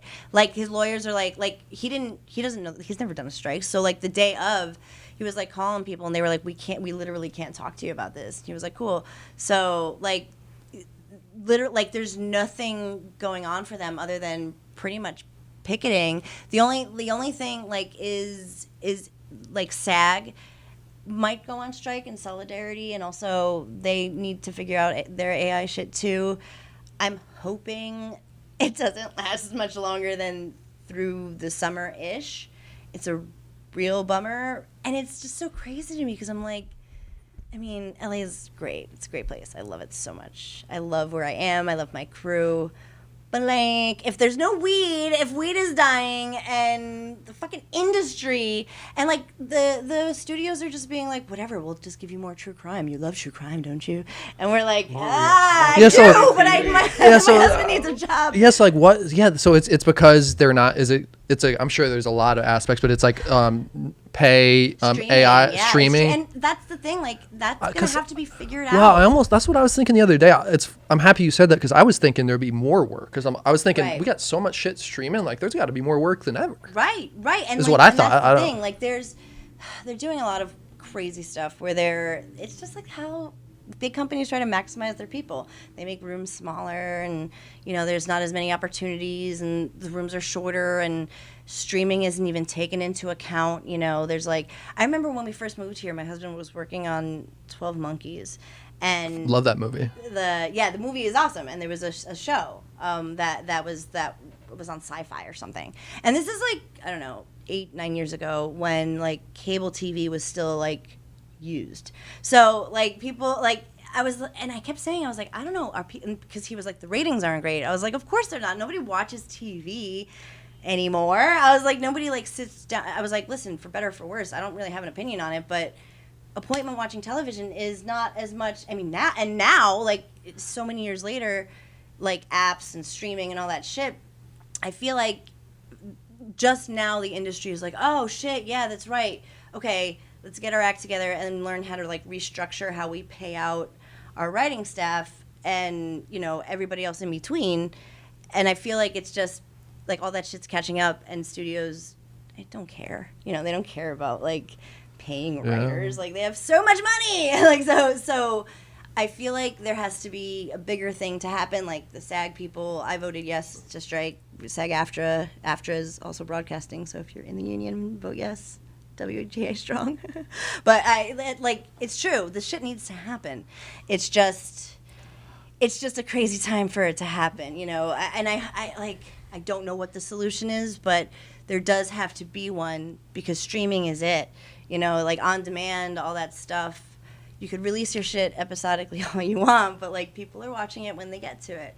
You know, I think like binging, also like watching a show, you know, consecutively until you're done with it, that's changed the way people watch me, you know, like, totally. and I like it has to be figured out. And I think like Snoop Dogg was like, yeah, we stand with the WGA, and he was like, it's like when like musicians want royalties from It's streaming. true. How do they It's figure that true. out? Like, and it was like, yeah, how they- do they figure that out? Like, They get screwed. yeah, musicians. and they They're have, and that's why like a lot of fractions of a musicians, like cent. a lot of musicians, were like, wait a minute, you know, like, and they are just starting to realize what goes on with streaming, how to release music in the age of streaming, and I think it's you know, it's going, but still, I think that's the world of like the way TV and writing and everything has to go. And then AI is like a whole other thing. Like I'm so stressed about everything in the whole fucking world. Like my back is bulging. I can't sleep. I'm sure you all feel the same. But like I can't deal with AI right now. Like I can't deal with the threats or the it taking over our whole entire lives like Black Mirror. Fine. You know what? I'm just trying to embrace it, honestly. I surrender. Yeah. Just take me. When I see Joe Biden describing the Zaza in an AI that's like video, send me that, please. That's how AI can be, I find it hilarious. But AI, listen, it is dangerous. it's great. It's Like dangerous. AI, I think is very cool. Like imagine being a kid and having access to AI and like I'm like that aspect is very strange. Like education and like using AI for it's gonna become the new. It's gonna be like the new Google. It's gonna be the new doper Google. Exactly. Like which again, for better or for worse, I don't really know. I'm down. I love it all. Like we're nerds at heart. I'm fine with it. That's why I feel like I can't get like all the news stories are like. I think I literally saw one that was like, scientist predicts AI it makes the human race extinct, and I was like, come on, bro. Like it's not the Terminator. Fucking relax. Like. It's like, nuts. We're and you know what? If that's the case, then. It's been a good ride. Cool. Well, like, you know what? That was like when I've been having this talk. That's why I'm like, I want to embrace it and learn as like much as I can about it. Because if anything, and then my friend's like, well, I don't really want to do anything with it. I'm like, well, if shit goes down with it, like you're saying it would, like he's like saying it. I'm like, well, I'll be ahead of you because I've been putting reps with this shit for years. So I might I might be able to live a little longer or something. Yeah, no, get ahead of it. Like embrace it, 100%. You'll get it. You will be, and that's the thing. You have to go with what's happening, or else what the hell? And I've been like, on that note, I've been telling people about it. This video.ai thing. You can load your whole pod into and it'll put it in clips and caption it for you and shit. Like stuff like that. It's been a game changer because I just upload the pod in there and it's like now it's literally like I just have an editor that kicked out 20 clips for me in like 30 minutes, if that. That's lit. Check it out. Absolutely. It's vidyo.ai. No, I'm it's down. solid. Like, it's solid. Like I'm so down. There's, life is. It's not like we have to churn our own butter and whatnot, but like. There's a lot going on in the world, and especially in the they're saying for radio, like they'll have like an AI jock be like, and you're listening to the KBBL, and like all these like regular jocks are like, well, you can't replace the human voice, and I'm like, just no, you can't. That's true. Like it's true, and radio stations have been trying to get rid of jocks for a long time, and it hasn't really succeeded because that's the beauty of radio. Like you said, people are always going to have a nostalgic feeling for that, I think, for the time being.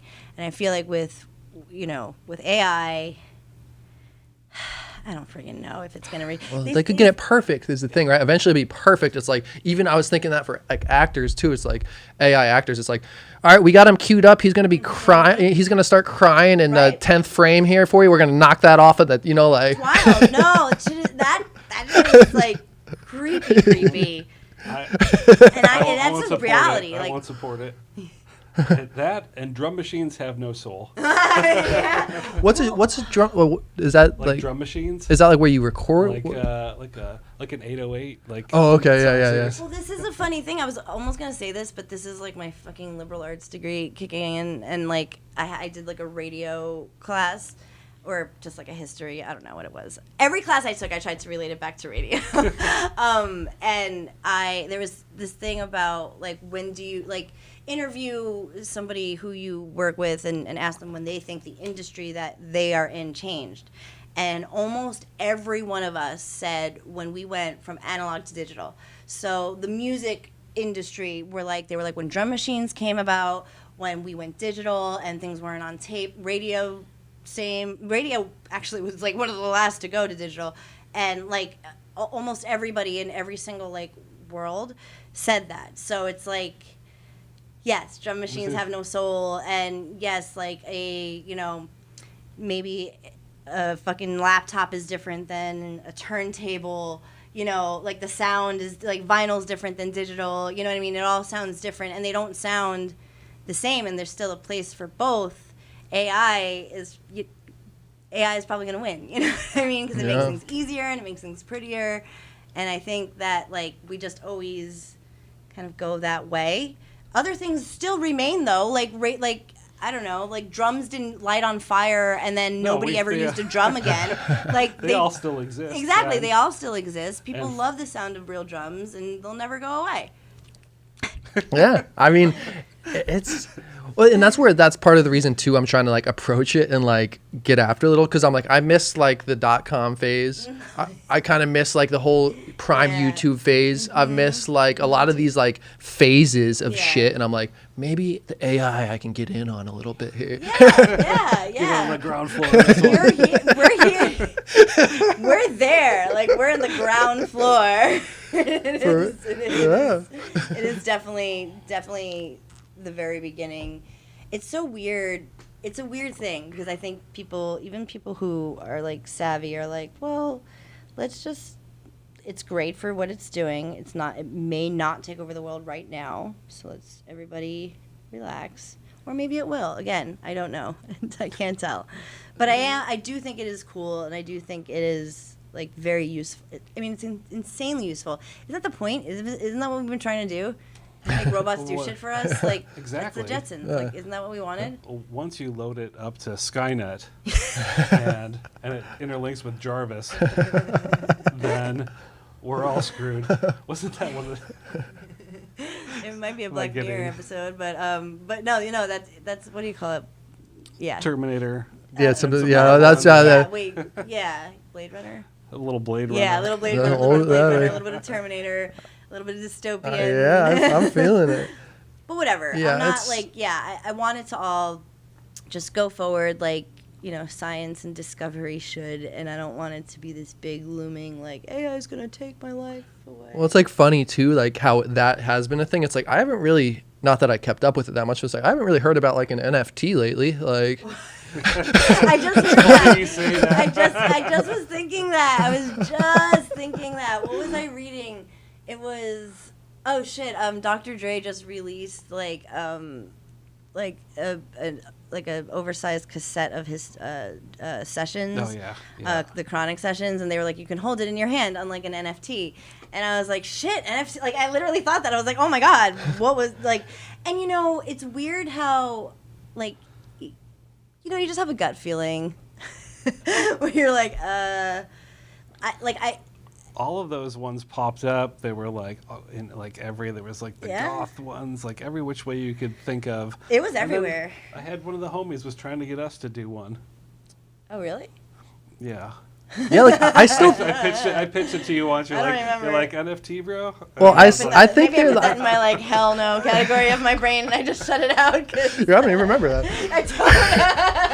I got the message loud and clear. I don't know. I think there's still a little part of them though that's like there is some use for them. I think in like a very small percentage. But yeah, you'd see these come out and be like, what the fuck is going on? What is this? Yeah, no, yeah. I tried to be open-minded when it came to that. I was really trying not to be like, well, I don't get it, so I don't fucking like it. Like I was trying to understand it and to see the value in it. I wasn't completely closed off to it. So yeah, no, I think there's like a place for that type of like product or like marketplace, or you know, like I think there's I mean, and again, it's like an advancement. It's a different way to look at art. You know, like it's a different I still don't thing. know exactly what some of them are. I mean, what everybody said would happen happened. Like everybody was like, "Can't you just fucking like left click save and then it's yours?" And everybody was like, "No, it's encrypted." And then like mad shit got stolen, and everybody was like, "Well, damn." You know? my ape with the aviator sunglasses. Yeah, like Seth Green is like still looking for his fucking NFT, and it sucks. It's like. It's again like it's something that like I wasn't not rooting for this. I didn't know what it was. It was just kind of a little Ponzi scheme. Yeah, give me the Dre cassette in my hand any day though than like a digital like, oh, we have Dre's oversized digital cassette for you. It's like, yeah. Oh, what? What can I do with this? Am I ever gonna look at this again? Like, Yeah, and I How didn't do even you play realize. Like I didn't even realize. I need an oversized cassette. yeah, yeah. What? Yeah, or is it just like, oh, what was that weed brand that put I the think stuff it's in the? just art. Oh, But there is a. Doesn't section release. Jam Master Jay have a weed brand that comes in a cassette tape? Oh shit! Have you guys seen that around? You Or might there's be the right. classics ones or something. Oh, there's That the was the classics. The classic. classics. But The I classics. think- yeah, there's- That was like, was it a Those tape were or good. was it a beta or like VHS? It was a tape. It was I like think a it was a mixtape. tape. Yeah, it was like an audio tape. I thought that was dope It packaging. was. Yeah. Yeah, it was Yeah. dope packaging, and the weed was actually pretty good too. Yeah, those were pretty. They're still around, actually. I think I saw them in another state recently. But yeah, like no, yeah.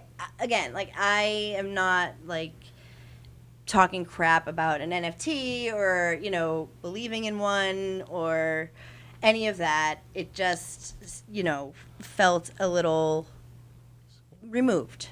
Like Yeah, it's Too good to be true. Like, Yeah, and yeah. too weird. Like, and having I don't know, it's like It- I embrace technology, but there is something after a while where I'm like, I don't know that this You could have, what was it other? You could have like an online party and all your NFTs would show up on this virtual fucking like yacht or some bullshit. but like I'm I feel like that's a don't bummer. understand. it's like who Like, needs I don't friends know. when you have NFTs? Yeah. And like, what are you doing on this fucking yacht? Like, who are you like? Are you, literally, you're just like, oh, like, You look at got my a like Pogs or friend something. in Like, are you looking? Yeah, Pogs. Nobody. That's Well, that's what those live resin gummies remind me of. In a pod container. Yes, They remind me of yeah, an old school yeah, pod yeah, they container. are in the pod Yeah, tube. Yeah, yeah. totally. Like Pogs have been coming up on my Instagram feed because everybody's We turning should play. the same age. I could see Pogs coming. I want to play some fucking I would play a Pogs. Pog. I would play a Pog. Do a I stone had Pog match? So many. I just asked my dad if he still had them. He said he just threw them out. I was like, God Yeah, damn you still. it. Oh fuck! I was like, yeah. I don't yeah. even. Dang it! I might. This is like I don't know. I fuck with the Yeah. Pogs. Yeah, no, I was obsessed. I just watched an episode of Pawn Stars, and this guy was trying to sell his full, complete set of Jurassic Park Pogs, Oh, including shit. like one that came when you ordered like a Pepsi at the movie. So Oh, he I had like would've he had the bought that. full set, and he was asking $750,000 for it.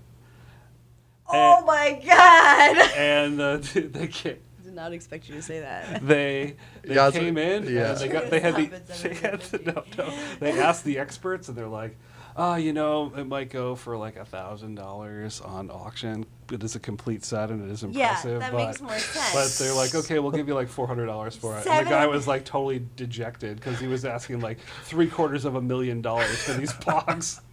He thought it was gonna be his retirement Oh, setup. no! He's like, all I on a can send my case. kids to all the best colleges. Oh no, that's really funny. Wow, talk about like, damn. Have you guys ever had any good like finds like that? I used to like go garage sailing with my little bro. We would do like Super Nintendo games. We'd hunt Oh, for awesome. That's or sick. watches. We'd find sometimes, but the Super Nintendo was like our niche kind of that we I fucked love with. that. Yeah, that's super sick. I have a lot of weird old Polaroids that I found at yard sales. Like the cameras the or cameras. the okay, cool. Like the ones from like the 60s or That's super and rad. like leather cases that Shit. Oh, Do you yeah, have that's do you have super do you have film for some of them that you can? I've had film. I've taken pictures with some of them. I mean, even back when I bought them, that shit was obsolete. So it's hard yeah. to find. Yeah, That's cool, man. yeah. That could be like a little like. But Like the a- takes- yeah, it still like a- takes My head's like great in this like photos. event little weird world lately, but I'm like that could almost like be a little like showcase, Yeah, like cool like a little Polaroid yeah, sesh. Yeah, like a reveal Yeah. too, like what the. I've got a lot of weird cameras. I need to display them. Yeah, they're cool. They're cool. I have one that I want to show you and offer you actually after this. Alright. Yeah. Yeah, Alright. yeah. No, that stuff is very very cool. I love that stuff.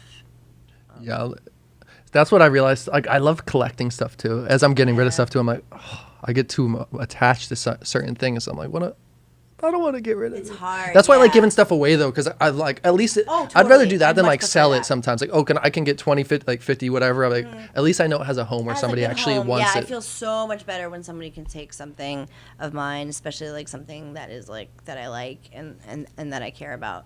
I mean, I moved so much at like certain parts of my life that it really did downsize. But when I started to move a little bit less, like I did start to just collect like rent, like like I have like obviously mad bongs and stuff like the coolest glassware that I could like afford for a while, which was back back then, not that expensive. And like I collected some of those. Like I collected teapots for a while when I lived That's in Brooklyn, cool. and that was cool. You know, like just like random like house stuff that made me feel happy. You know, like be like, yeah, for some reason I have 15 teapots. I like But I lights fucking too. love it. I'm a weirdo with like I've always been Oh, attracted to certain like yeah. old school light bulbs and shit. I'm like, I Same, really want yeah. this lamp. I'm like, what the fuck am I same. doing? Yeah, no. No, lights are really important. They're very yeah, vibey. Like yeah. you need a good light. You need a good lighting switch. If like your house doesn't have a good lighting switch, like it's kind of a bummer. Like you can do your best, but you know you need to have certain things. And I think lighting is very important. I love a good string light. Yeah, though. I'm such a that's a stoner. vibe for Yeah, sure. Like I'll put a string light up today. I don't care if I'm String 39. lights, Christmas lights. All day, all of 'em. all around the year. Yeah. All around the year. Yeah, rock I 'em. love the lights. I really do. They make me feel happy. That's a good thing to have in your house. Man, I really want to get like I was thinking candles.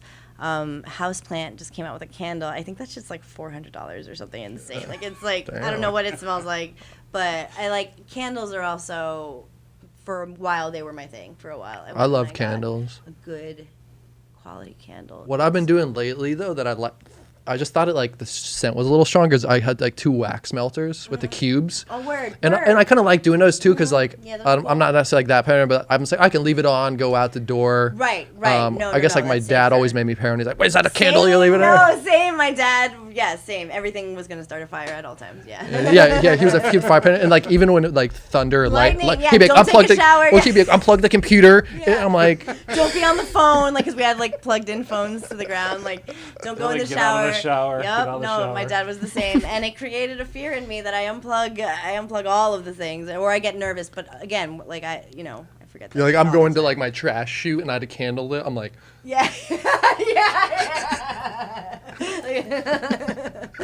No, for real, but that's like terrifying. That shit is terrifying. Shit is real. Always The- always double check your candles before you go to bed, before you leave the house. But I love a vibey candle. I love a great atmospheric smell, like especially the during smell, yeah, like the holidays. When you walk the into holiday, and there's something too about like, and that's like one of the things that I will say that like Kansas and Jersey have too, or just states that aren't Cali's like that, and it happens here too. But that fall smell, Oh, or even that totally. spring smell, but that like Yeah, crisp. yep. fe- Yeah. It's like cold outside, Yeah, so it's like like- it does add a different element of everything to Yeah. the inside. Yeah, no, that's what's up. But there is the element of fire, which I do not. From fire, which I think do that'd be not. pretty. I think that'd be pretty sick. Like dispensary. I've never seen it. Like I've seen some people like have some like house plant style stuff in there. But if you walked in and like, I guess the Woods like lounge has that vibe in West Hollywood. But like, Oh, shit, but like yeah, if you walked in, like if that was the like where like if it's just like that whole vibe of like you're in like a little woods. Like you're just kind of. Yeah. No, I love that. I love it. Have you guys been by the Woods? No, Not yet, Yeah, yeah. I haven't. Yeah, let's we've been let's meet up seeing- sometime and burn one down at Definitely. So Chill there. It's So down. We've been really wanting to. Hell yeah. Yeah, everything I see looks like really great. yeah, it's I wanna cool. check it We'll out, hit yeah. have you the artistry too? Have you been? No, we haven't. We'll do a little. We'll hit both. Yeah, let's do a a little day. Like yeah. a little Alright. tour. And then the we've High been Times craving Cafe is open something in like too. this. Oh, is it Oh, really? It's where the old Lowell was. That's, Oh, that's okay, right. okay. Yeah, that's right. You took a picture of it, right? Or no? Did you Yeah, see it? Yeah. 'cause Yeah, I saw drove it by. was- I was like, did a I double saw take it months was- ago. I was like, "Ooh." Yeah, saw yeah. I it haven't was like been there. rebranded to High Times. We'll see how that goes. Yeah, so we Somebody- gotta go. Yes, I'm super, super down. We've been because I'm such a sucker. I love that stuff so much. Like I love We to were be ha- in those places. We were having lunch like once a week at the. Which, for a like, I don't while know, at the- like, what ballers we thought we were. I guess we were both fully employed or something. Yeah, And, like, we yeah. would go, like, once a week to lunch and just be like, give us the fucking we were gravity getting- bong. Like, yeah. we were, like, we were getting like the $100 concentrate. ballers. Yeah, you were going in, We were huh? getting Yeah. The 710 Labs. They were bringing out the Stoughton glass. You guys are the ideal customers because We I was about to say were, you could we be you were. could also be that person who's like, give me your $5 house pre-roll. I'm gonna be Totally. here for 8 hours. Yeah, totally, absolutely. No, they saw us coming from a mile away, and we got the works, and the food there was pretty good too.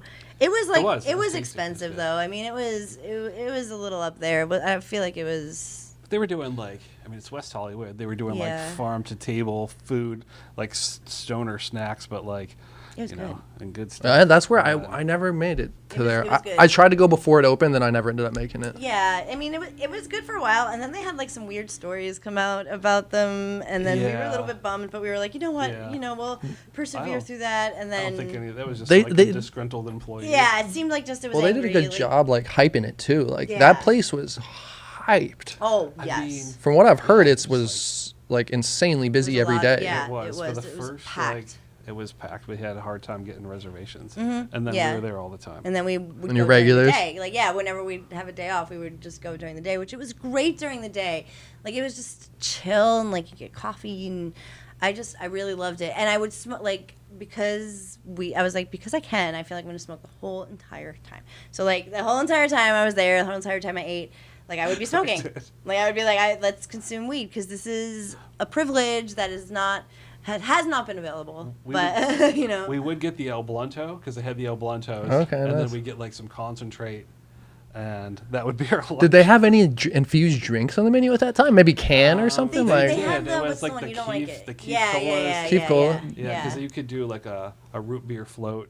Isn't it crazy how many beverage SKUs have come out since then? Yes. It's like because they're like back like you're saying there was like there's a handful Yeah. like Yeah. them cannabis quencher. Oh yeah, Oh yeah. Oh my Yeah, gosh, from the Canna Venice- Quencher. Woo. Venice Cookie That's a Company. throwback. Yeah. Those were good. Those were really good. Try the aqua fresca one of the new flavors I've had is super good. I was yeah, really I've tried impressed it with one it. Yeah, time. try Is it. it Yeah. the La Familia? Oh no, it's the cannabis quencher. I haven't had the La Yeah, Familia one. I haven't had a Cannabis Quencher in a while. It's been a minute. I think La Familia has done a great job with their whole branding and stuff. I haven't tried their. I had one of them. It was like in a glass bottle, but I think. Oh no, I'm sorry. I'm thinking. I'm thinking of a different company. The La Familia is in like the Voss style Yeah. tube. Those are pretty good. Those are pretty Oh, good. Did you try it? Have you tried that? They're good. It's a lot of sugar for me. Yeah, the But sugar. they're tasty. That's Oh, my yeah. thing is the Oh, sugar. I can't same. do. It's a lot of That's why like the Keef's like. Same. It's like a Coke. It's such a treat for me to drink a soda. Same. Like same with the Jones soda. I was happy to see that. You know, they're everywhere in Jersey and shit. And I'm like, Totally. ugh, I could have one. If it was, Right. but that's where even the 100 milligrams. Though, I'm like a third way through, and it just has a different. Yeah. I can't get through it. Yeah, I wanted to try the hundreds, but I got a 4-pack of the 10s, the sour apple. They were so sweet. That was so we tried to split one. And we like did our best. Like I was like, I don't, I'm fine. And I was like, oh, it's just so sweet. It And was a lot for 5 mils. And it's like 5. That's the thing. The payoff isn't really there. And then I feel bummed that I'm like I kind of wasted it. Yeah, I feel like it's difficult for me to drink something as sugary as that. But I can see how maybe if you did like your sodas. That's where like I Yeah. still stand behind like fully behind the Pure Water product. Oh, I thought that product was shit fucking great. Oh, I Like, love Pure Wana. Like I love. it's so sad, like in that it's still gonna have a resurgence, I hope. But like, yeah, I it's just hope so. sad to me because I was actually like an everyday user of that shit, and I'm like, it's actually I haven't had something that's hit like that since. It hit like in a different those way. were so good. Like yes, they did. Actually found I have a 50 and, Oh, a, shit. and a 10 left. They were in like I brought them with me. They were in like my I should toiletry do a bag. search. Well, that's why Wow. yeah, that's a play. That's the play. Well, You I have a pack here, the 2.5s, but it's like, and it's funny too. I've just been like, have some still. I don't have the higher dose ones, but I'm like that, and that's why I'm inspired to do that powder I'm doing. But I'm like, Totally. that shit, but that hit different. The heavy hitters live resin drink was good, but it's gonna be cool yeah. to see the different Oh, yeah. Yeah, progress. it was tasty. That was. But their that was good. cans are super sugary too, but their big bottles really good. Maven released a drink. Oh, The live resin, that one's good. Yeah, that was Oh, I pretty haven't tried it. tasty. It's good. It I feels tried like low sugar too. That was lower sugar. I had one. I didn't share. I'm sorry. Have you been to their shop, the Maven store, the thing, or dispensary they have? Yeah. Yes. Not. I think they remodeled though, but I've been out there. I've only a been long once. time. I didn't know they had a Where is it? dispensary. It's by the Van Nuys Airport. Oh, yeah. I know where that is.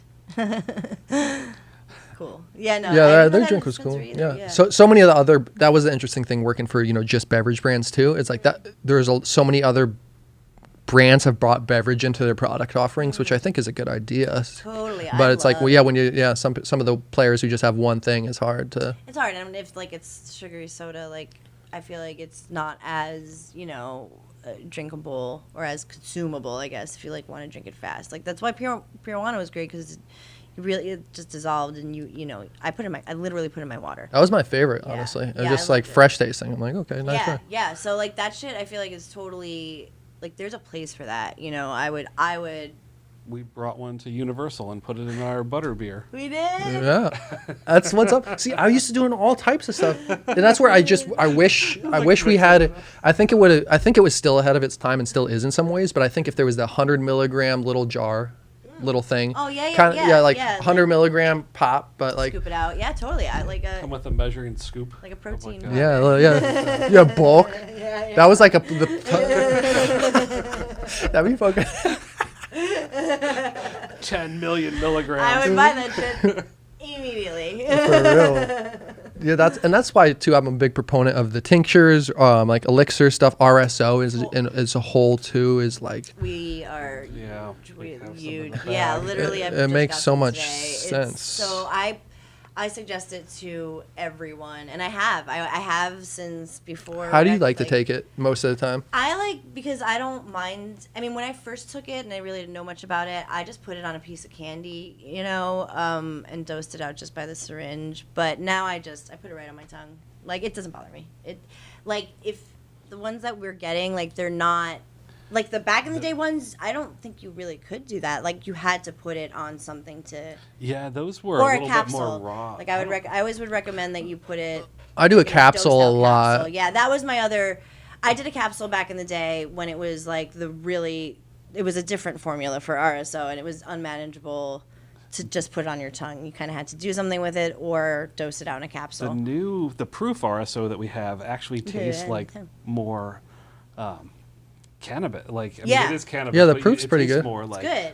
all the flavonoids. Yeah, and the terps it's are totally in tolerable, There, so yeah, it's like less yeah. Have you had the tolerable. Friendly Farms? That's the one I've had the most. Oh yeah, They're I like have had they the call it a Friendly Farms. FSO Yeah. instead or whatever.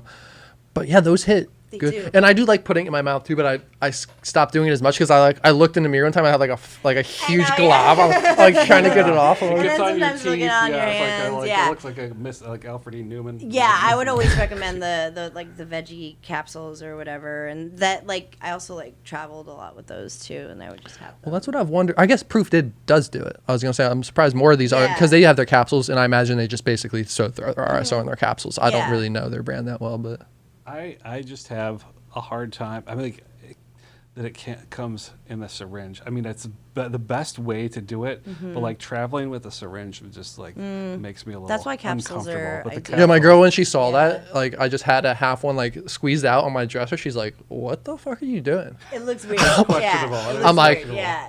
let's go. Yeah.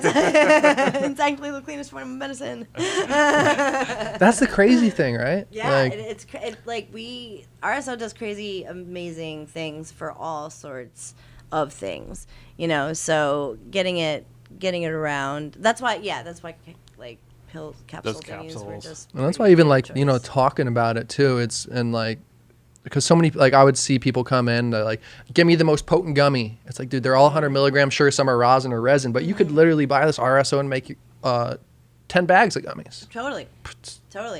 It's it comes right out for you, nice and pure. And it's got so many great properties. Can you technically smoke RSO? You can. You can. I think it might say on this package you can. It does not taste good. Yeah, it's probably when you pretty dab it. It's like a rosin hit? Yeah, it's like. Or resin hit, I meant. I'm scraping the bowl back, and harsh and It is heavy. shit, I Harsh, have yeah, a little yeah. dirty resin ball in Yeah, there. Very earthy, Yeah, I've never very tried earthy. it, but You should just eat it. yeah. Yeah. Or rub it on your skin. Do it You as can also intended. do that. Yeah, that's how it Topical. was. Well, I'm gonna throw you some of the salve too to try because you said your back hurts too. Yeah, we used it. It was really Yeah. helpful. You noticed yeah, that? Okay, yeah, awesome, it was awesome. Really, really helpful. It was I appreciate one the of only feedback. things Okay, that cool. That has helped. And Well, I got some more for always- you. I'll give you Awesome, a thank bigger I'll always tell stop. people, I'm like, listen, it does what it I was not as inflamed, you know what I mean, and I was able to move around, and that was really what I needed. Was that the Autumn brands? Yeah, the autumn brand brand. salve. Yeah, it was. I Yep. got you. Got the plug in there. Autumn Brands. Brought to you by Autumn Brands. Yeah.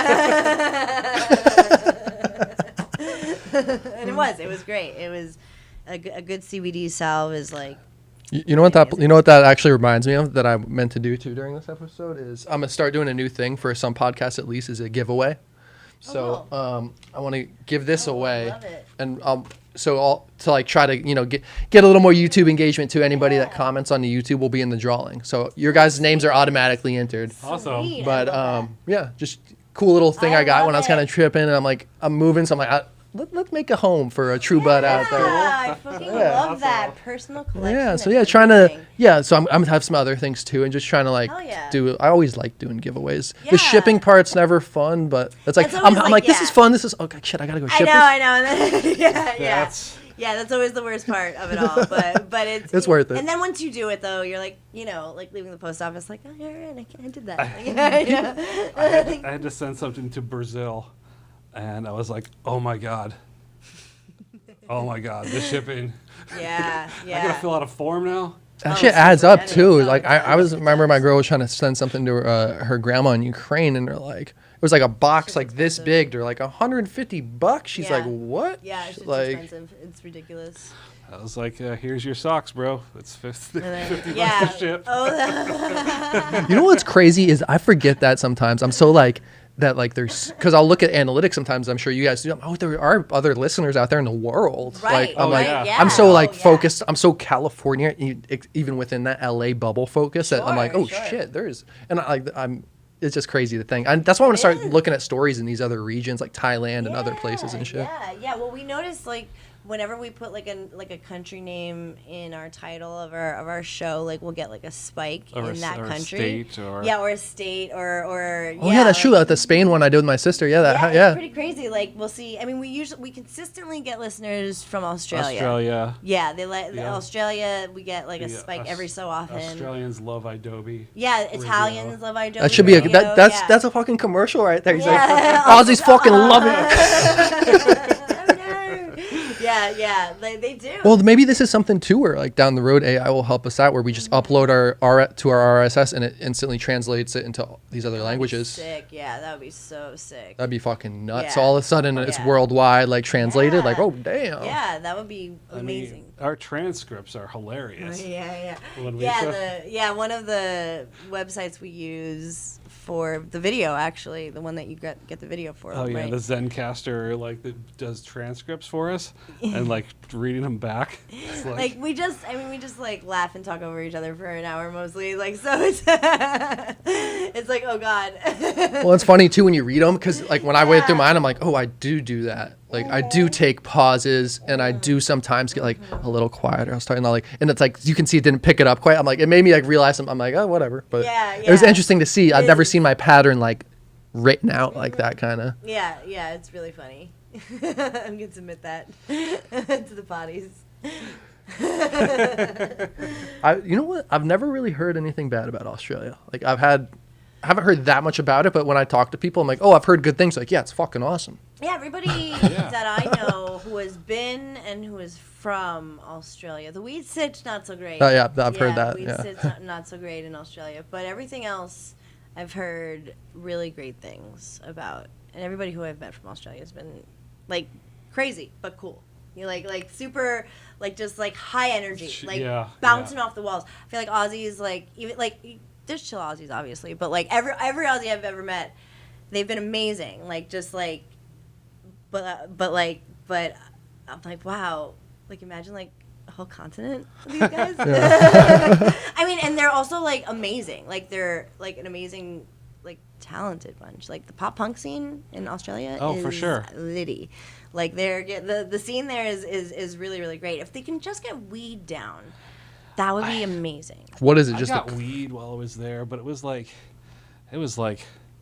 bushweed, what they would call it. It was bushweed for sure. It did the job.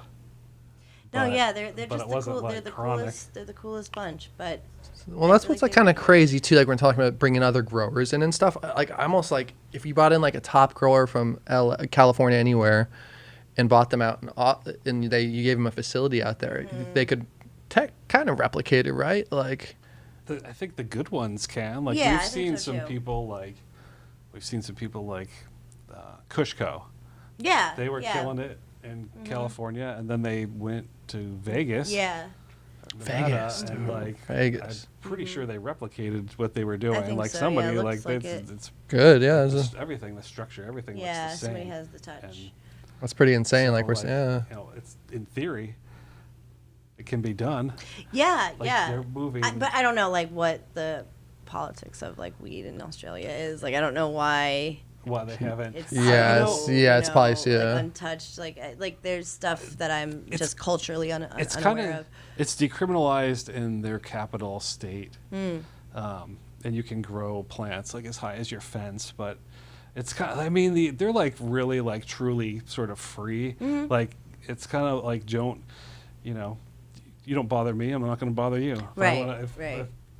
if I want to grow these plants and smoke weed, I'm not bothering you, Yeah. and don't bother me about Oh it. yeah, I Yeah, guess it's not respect, that bad. Yeah, that's where it yeah. should be. And it's Yeah. kind of been decriminalized in a lot of spots, but they just don't have like what we do. Well, yeah.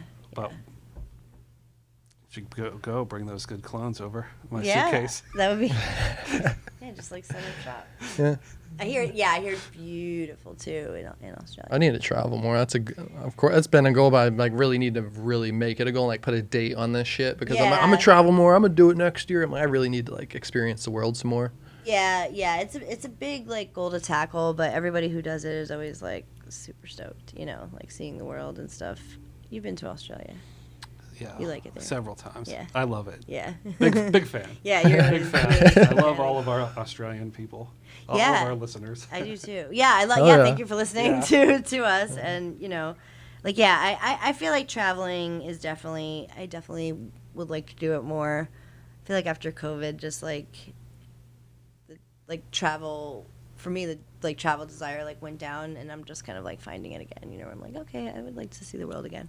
Yeah, I like the idea too of just experiencing first in California more too, but just doing like in the cannabis thing too, just going to different states and doing videos and shit, like just doing some Yeah. time on the road and just getting like Yeah, we were talking about that, like just like doing like a tour of all like the legal And now that states. there's like 37 states to Yeah, we have a lot of places a lot to of go. places Yeah. to go. We're going to Yeah. need a tour bus. Wherever I can, if those- I'm like in that state, and randomly like last year I was like in a lot of different states, like not a lot, but like a few more than I've ever been in, and those states did happen to be legal. I will try to make it to a dispensary, but I'm just like the worst content creator. Like I don't take any pictures. I'm You like were I in- forget what I buy. You were in Colorado. I was in Colorado. That was You hit Mass.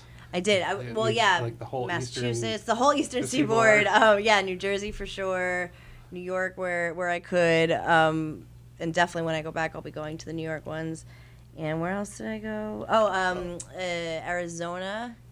I was. yeah. I've heard good Yeah, things yeah. about. I heard that There was a lot of variety. I heard was pretty good things shocked. about I was like, I Arizona. didn't think it was that many. I got a pre-roll, so I feel like it's rough when you get pre-roll. The same happened in Chicago. My homie and I went to 2 different places, and like I was like, we're getting pre-rolls, and it's not the best representation of the flower because pre-rolls are kind of like, an afterthought. It depends, and I felt that way about both states. So I was like, you'd be prudent when you go to a state to like have the full experience and like get loose flower and grind it up and put it in a pipe. I don't care, what you do with it, but it would make sense. I feel like to get loose flower rather than just get a pre-roll and judge the weed on the pre-roll. A single pre-roll. Yeah, Yeah. except for Several California. plants. I still stand by that. Crappiest pre-roll in California is better than a Massachusetts pre-roll. A Florida pre-roll. No offense to Massachusetts, you are wonderful, and I love you all, really, truly.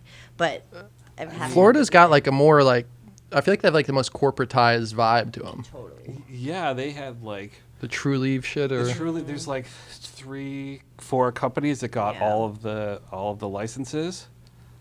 Yeah. yeah, that's It's kind of very insane. corporate. It's very like, I mean, there's a lot that went on. Yeah, I wonder. They yeah, they built in like clauses that said if to like have a cultivation that you needed like some crazy amount of years in like like farming or horticulture experience to even get one. And then one of the biggest grows was awarded to like the mayor's brother. Yeah, it was like an it was very, unattainable like, thing. unattainable I mean, thing. that's like what 'Cause he you had, know, like, a- big weed kind of just doesn't. Yeah, it's crazy if you don't have any other options too. It's like, all right, you got these three. Which Right. But Alien Labs Oh yeah. and even Cookies has gone to Florida. Okay, good. And Alien Labs, I was trying to get some of the Alien Labs when I was there. But it was And like it was out. sold Yeah, out Yeah. like immediately. Yeah, I've so seen it's articles about about that with the Jungle Boys. The Jungle Boys When they pop opened- up somewhere, like they just fucking just kill sold out. sales the Yeah, first day. Yeah, because it's like a really great option. There to was- have. And that's the game right there. Like we're Yeah. like that's the who've done it right. That's the real players. Totally. If they can get they got their genetics out there and Mm-hmm. they replicate their formula, Then it can and- only be I mean, I will say the Cookies in New Jersey, like it didn't necessarily hit as good, but that's not necessarily. I don't think that is true. Actually, I take that back. It was good. It had like that cookies like flavor. You know that like if you smoked a lot of cookies, it's just kind of a patented like cookies like dessert thing. Yeah, and I smoked like Gary Payton and strains that I've smoked before, but they weren't as I don't know. They were definitely terpy, very very terpy, but it didn't hit as hard. And I wonder too, like it was hard to find, and I know THC percentages don't matter anymore, but just to note that you wouldn't find anything above like a 26% in New Jersey. It would be low THC percentage. They relied heavily on their terps, which was great because Cookies was very terpy and good. So I wonder if like it was just a different experience for me because I'm just used to like the pumped up weed out here that's like 38%, you know, whatever. Yeah. But yeah, I was glad to see Cookies was out there and doing it. It was a good option to have other than like I don't know. I kind of want to go to one of those shops now. And next time I went to actually I was in Florida. I just didn't have my ID with me. Oh, But I really? left it. My sister went in and got me some stuff. Like I kind of just want to see that corporate little vibe. I guess. Yeah, it's weird. It's very sterile. That's what I was about to say. Yeah, it's like It's very CVS sterile, style. Like, yeah. hey, well, Yeah. So you're linked in it's medical, so you're allowed a certain amount, and then it's tracked in the entire state. So you can, like, let's say your needs are 1 ounce per month. Your doctor said you can get a month, so you can only get that 1 ounce. And if you try to go to multiple operators, out. you're blocked from getting yeah. more. So like, you know, as opposed to like most or Yeah, they're doing weird shit Yeah. too with It's a lot of capping. weird They're the weird That's state who's doing crazy. the THC cap on some shit, right? Then there's Yeah, that, they try yeah, to do the yeah. THC caps. That's so fucking stupid. Yeah. Like, I kind of feel like New Jersey's doing that too, but I can't confirm that. I could see it making more sense like if it wasn't in a dispensary. Like if you were trying to Right. sell like an edible at a grocery store, sure, I could see a cap making way more yeah, sense. But like 100%. No, 100%. Like that's why dispensaries and all these like regulations and rules and all these things that we have to do. That's why they're in place is to have good quality like medicine that like you can have access to, you know, and not worry about what's in it. But caps caps are stupid, and people think that like you're getting addicted to weed because of like the high THC content, and that's misinformation.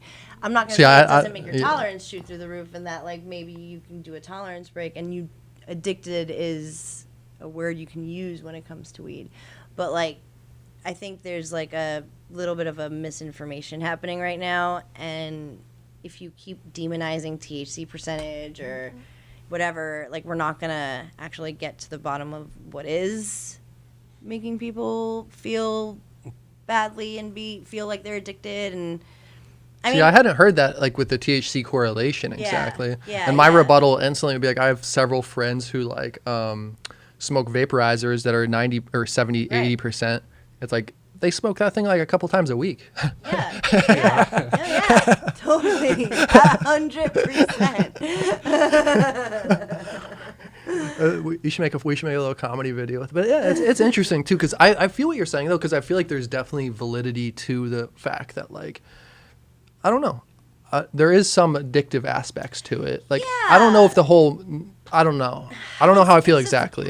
I see a lot of people now. I feel like we've talked about talking about this on the show. I can't remember if we have or we haven't, but I was coming across a lot of stuff on TikTok that was like, I'm addicted to weed, and here's, you know, kind of like a little bit of a half-baked rehab, you know, where people are like, you know, and where Bob Saget's like, I sucked dick for coke. Like, while I don't feel that, if you feel like you can't control your impulses, and if weed is a part of that, then, like, listen, your recovery is your recovery. I don't judge anybody, but I think it's worth tiptoeing around the thing with weed, because weed is so demonized to begin with that if we start saying I'm addicted to it, I can overdose on it, I can, like, we have to be clear. Like, I'm not saying that weed can't contribute to some, like, habitual things. You can be addicted to a lot of things and they don't necessarily are drugs, but, like, I can totally see when I eat too many edibles, when I smoke too much weed, it doesn't do what it needs to do anymore, blah, blah, blah, blah. Like, all those healthy behaviors need to be practiced with weed for sure.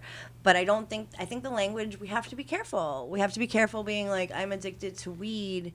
It was controlling my life, which maybe it was for you. But weed is not inherently, I don't think, an addictive. I agree. Real talk. You heard it here. You know, that was like, I'm just nodding. I know, I'm just babbling. No. I'm probably pretty high too.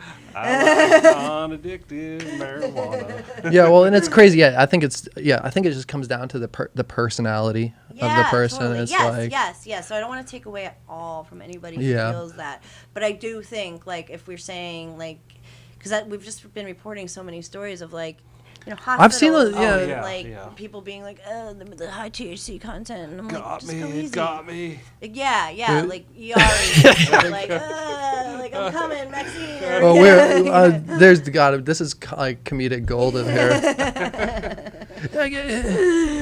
I went in looking for that best bud. I came out an addict. Like that's exactly it. And I'm like, listen, I don't want to take away from your experience, but I have to say, like, it's a little bit dangerous to say that something that we are also trying to make legal and accepted and not so, you know, reefer madnessy, being like, I'm addicted to it is, and then people get confused, you know, they'll talk about vape pens, and then, you know, weed gets lumped into tobacco vape dangers, and you're just like, wait a minute. Yeah. Like, this is, like, let's all relax, because there might be, and I always bring this up all the time, like, there might be actual dangers to consuming too much weed. That is a total possibility. Like, weed isn't a panacea. There are going to be people who have adverse reactions to everything. But I don't want to generalize and demonize weed. I think we've worked so hard to not do that. And now it's happening, and we're like, why?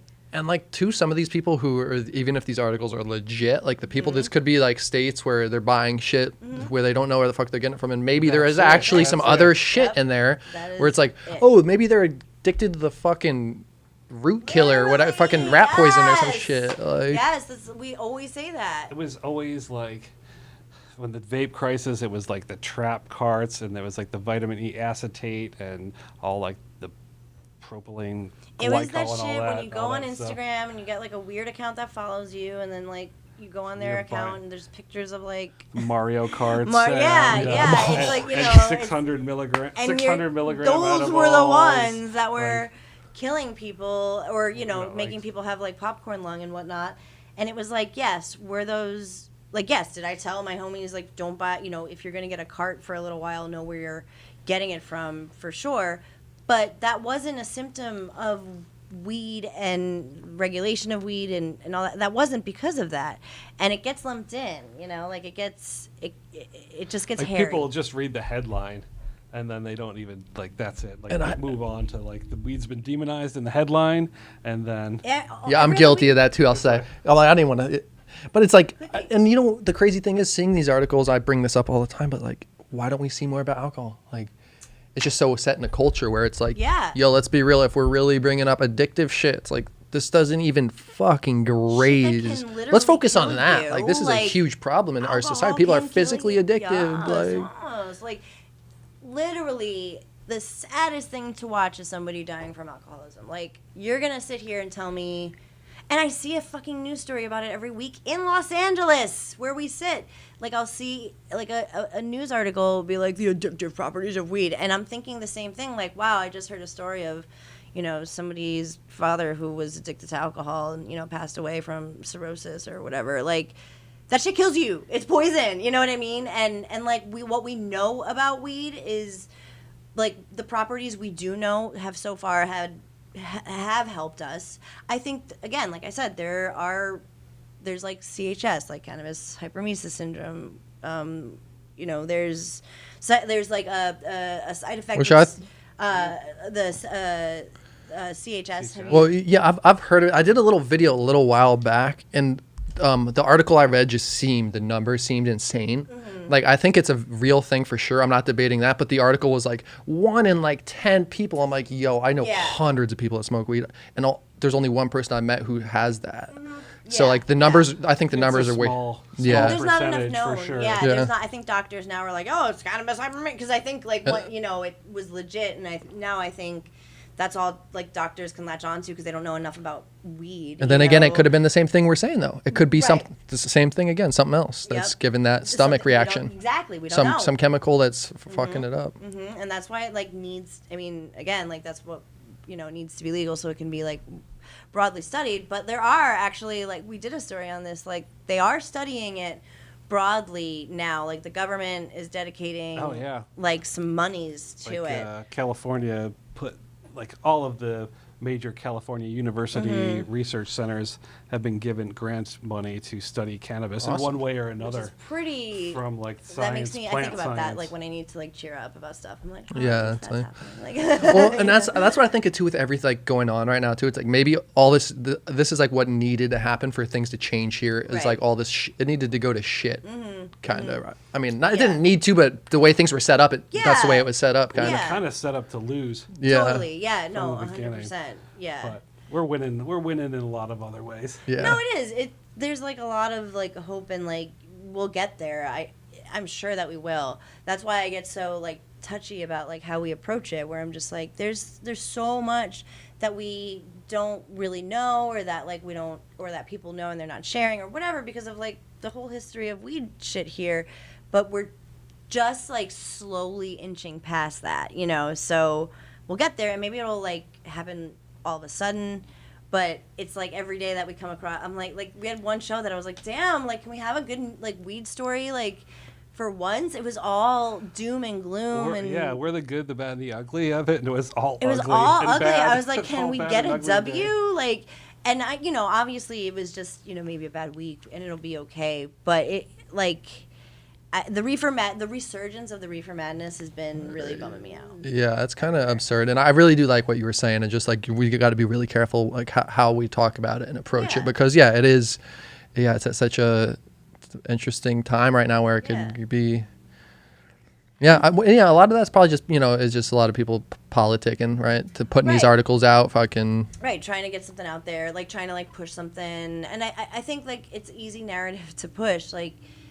And I think like that's why like we do shows where we try to like give everything, including information, and it's not just like people smoking a joint and being like, oh, like munchies. Like I feel like there's like so much to like weed that I don't think like a fraction of the country understands, because I think they do, but once you explain weed to people who don't have access to it or didn't grow up with it, or once they actually come into the legal markets from out of state, and they see, you have a lot of experience and with they that, see what's happening, we get a lot of people, it's their first time and they're like, wow, and then they take that information back to their state, and hopefully they had a positive experience, and that's just gonna they're gonna tell all their friends that they went to California. And weed is not that scary. I like that. Yeah, I don't. It's like not, that's legit. Yeah, and then approachable. fucking TS told me about the fucking terps in here. Like, Totally. I always love it. Yeah, I hear that, but I didn't know what that was. And like yeah, I had that's what I love about weed too. Is how new it is. I really do love being the person who like your fucking auntie texts being like, oh, so I heard CBD was good for anxiety, and like you can like tell them like like I'll do what I do, and I'll just like blurt out a bunch of information, and they're like, okay, like yes or no, should I get this brand? And I'm like, oh, like, you know, like I love to obviously to talk about weed, but and I think more people, and the thing is I think people need to understand what they're getting into. You know, I think there's another thing, like that's why we started the show, is like there's a lot of misinformation. I think people think you take a gummy and like you see God. I think people don't know how to dose. I think people, you know, like people they don't know how to medicate, I guess. And like that was something that we really specified in, like that was a specialty when we were bud tenders, was like how to use it as medicine. And if you use it recreationally and it's not like a medicine for you, like that's totally cool, obviously. Like it doesn't have to be a medicine, but we approached it like that. And I think that was like a good way to destigmatize it, was like, no, this can help. Or like if you have an adverse reaction to it, it's, you know, it's medicine. So like we can figure out why, we can do a process of elimination of what does work, what doesn't work. And because you always remember your first bad edible experience, you know what I mean? Like you always that's remember, a lot of people. like a misinformed like street brownie, or I made brownies, and you know, like homemade whatever. all day someone's coming in and this guy came in, he said he ate a space cake in Amsterdam. Well, I've been there too, so like I ate the whole space cake. I was fucked up for like 24 hours. Is that just weed? Yeah, but there's no dosage. You get a rainbow like piece of bunt cake, and it's like as big as this glass, and you like eat the whole thing. Like, they're like, how much do you eat? You're like, oh, I'll eat the whole thing. And so you lose your mind, and you don't want. Sure, I loved it, but you don't want to dose somebody's grandma like that, and if they're not prepared, or you know.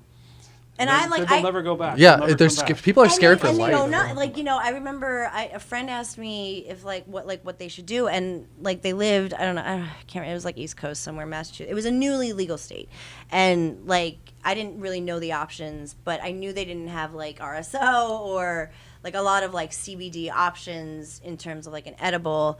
She just like wanted to sleep. She was in like a lot of back pain to sleep, and I was like, you know, you can put a CBD salve on your back, like it will help you, like definitely help with inflammation, which will probably help the pain. But like I would take like a 1-to-1 CBD edible, like if you need access to them, like let me know. But if you do go with a full 5 milligram gummy, like just take half or a bite. She's never smoked or consumed weed before, so I was like, just literally, if it doesn't do anything, like don't worry about it. Like the next day, do the same, and then you gotta build up. But like she didn't listen, and like she took 2. And she was fucking like the world was spinning. She has a kid, so like, and like her husband was there, and like luckily like everything was fine. But like she was having all these paranoias about her kid, like because it was mixing in with like new mom stuff. And I was like, no, I didn't tell you to do it that way. Like I think there's not a lot of people helping people with no experience with weed. So now she's never ever gonna try it again. Like she was so sick and so like mentally tortured that she won't, like it's gonna be a while before I can get her back on that track, which is always what happens. And I feel like that's when like the people demonize it, and they're like, oh, weed it's gonna make me trip. Like, no, there is a way to consume it in which it doesn't.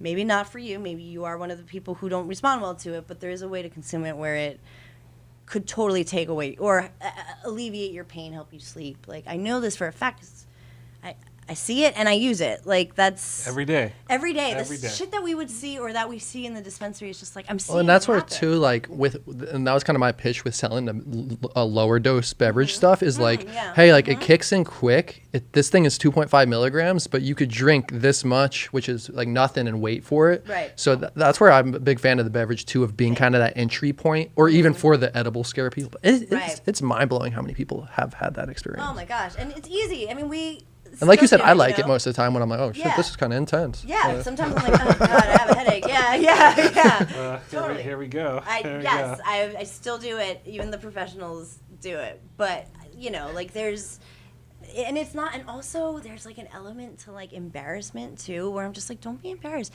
Like she was so embarrassed, like she didn't even like want to tell me that like she had a bad edible trip, and I was like, I fucking do it all the time. Like it's not embarrassing to not know what to do. This is very new. And also, even if it's not, like, it's okay to, there's like an element of like peer pressure weirdness around it because it's like so hush hush and done in the corners that I feel like people who don't have exposure to it are like they feel dumb, and I'm like, don't, like, outside of California, I feel like that's what I've come across. Inside of California, I'm like, people seek it, you know what I mean? People ask for help, they want it, but I feel like outside of California, people have an element of like intimidation. Yeah.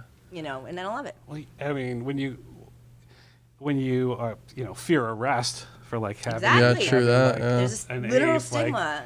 like that's in your brain, and some people can't get over that fact. Yeah, no, Like- my parents' age, all my parents' age, I think one of my mom's friends still gets it like on the traditional market, like from a dealer. She gets like her carts and her edibles from like a dealer. I'm like, for what? Like you can get, and not like I'm saying it's like the best quality or anything, but you don't know what you're getting on the street. You literally don't.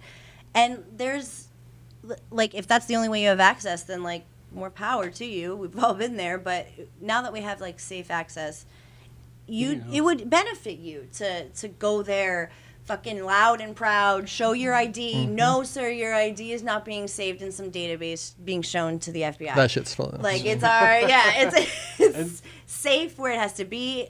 It's just, this is a state-regulated business. We have to do certain regulations. Done, data, go inside, enjoy your legal weed, grown-ups. Support your legal market. Yeah. Exactly. Yeah. Respect. Exactly. Yeah. Safe, Don't be clean afraid. cannabis. Safe, clean, green. Yeah. Yeah, and it's like, when you were saying that too, I was thinking about like a line that I'm gonna tell people next time they say, "Hey, I had a bad edible experience. I don't want to do it again." I'll be like, "Do you drink alcohol?" Most likely they'll say, "Yeah." Mm-hmm. I'll be like, "You still drink after you've thrown up before night of partying too hard, right?" Like that shit's crazy. I'm like too much on this train to make into relation lately, but it's true. like so crazy. It's like 100% true. Like it's so different how people approach alcohol and how people will approach weed. It's very, I mean, maybe that will change, but like you said, like it's been so long that it's been illegal and like fringe almost, and like that's what we were saying at the Pure Wana event too. Like I was always because I don't tolerate alcohol well at all. Like I'm not a great drinker at all. Like alcohol more often than not makes me very ill immediately. So I would always be like, I had to stop drinking for a while because it would just lay me out for days. Young, like I was like 25 or something, like when everybody's going out and stuff. I worked in comedy and radio, everybody fucking drank, so I always had to be at the bars, and I would always go outside and smoke weed. Like I would always be in the cold, like like next to the alleyway, and like a few people would come out and bum my weed, but it didn't matter. I was like, "Do you want to go smoke with me, please?" Like it did not matter. I would smoke everybody out, but mostly it was me by myself, and it wasn't. It wasn't that big of a deal, but there was an element of I can't participate in this social activity because I can't drink. I wanna, like, I'm not doing it for some noble, like, addiction, alcoholism reason. Like, I used to do that. I'd be like, I can't drink. And my friend was like, you're saying that like it's like a thing, but it just makes you throw up a lot. And I'm like, it does. Yeah. No, I'm not, being noble about it. It made me really sick, and I was left out. So when you can drink your weed, and you can kind of like be inside in the warmth, that was pretty rad. Like that's a great idea. That event with the craft cocktails. That shit Oh, that was right next to that Hollywood one, right? the, That was awesome. The High and Dry. Oh yeah, it was right, That- right in the hood. What is yeah. that bar called? The Green Leaf? No, It is the something and I forget. something? It's a super forget. cool Yeah, venue. They got a yeah. super cool venue there, though. Yeah.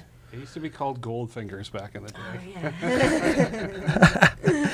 That's a fun Yeah, name. that's cool. But that's like was that, cool. that Yeah, kind of that- social The activity. West End. Oh, the West End. The Yes, West End. yes, the West End. Yeah, right. That sounds super fancy.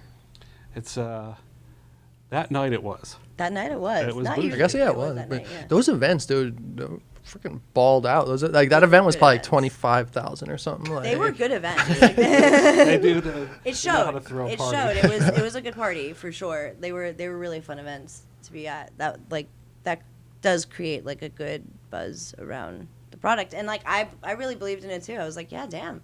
Like this is great for the person who can't drink, who gets really sick. And like, because drinking is so integrated into our culture and our lives, like, it's really difficult to not be able to drink for whatever reason you have socially. It's hard. Like, I think of that a lot. Like, I mean, alcoholism is everywhere around us, but like I always think of that, like, in, especially here in Hollywood, like, and there's a lot of people who have had to be sober. Like, that shit is fucking hard.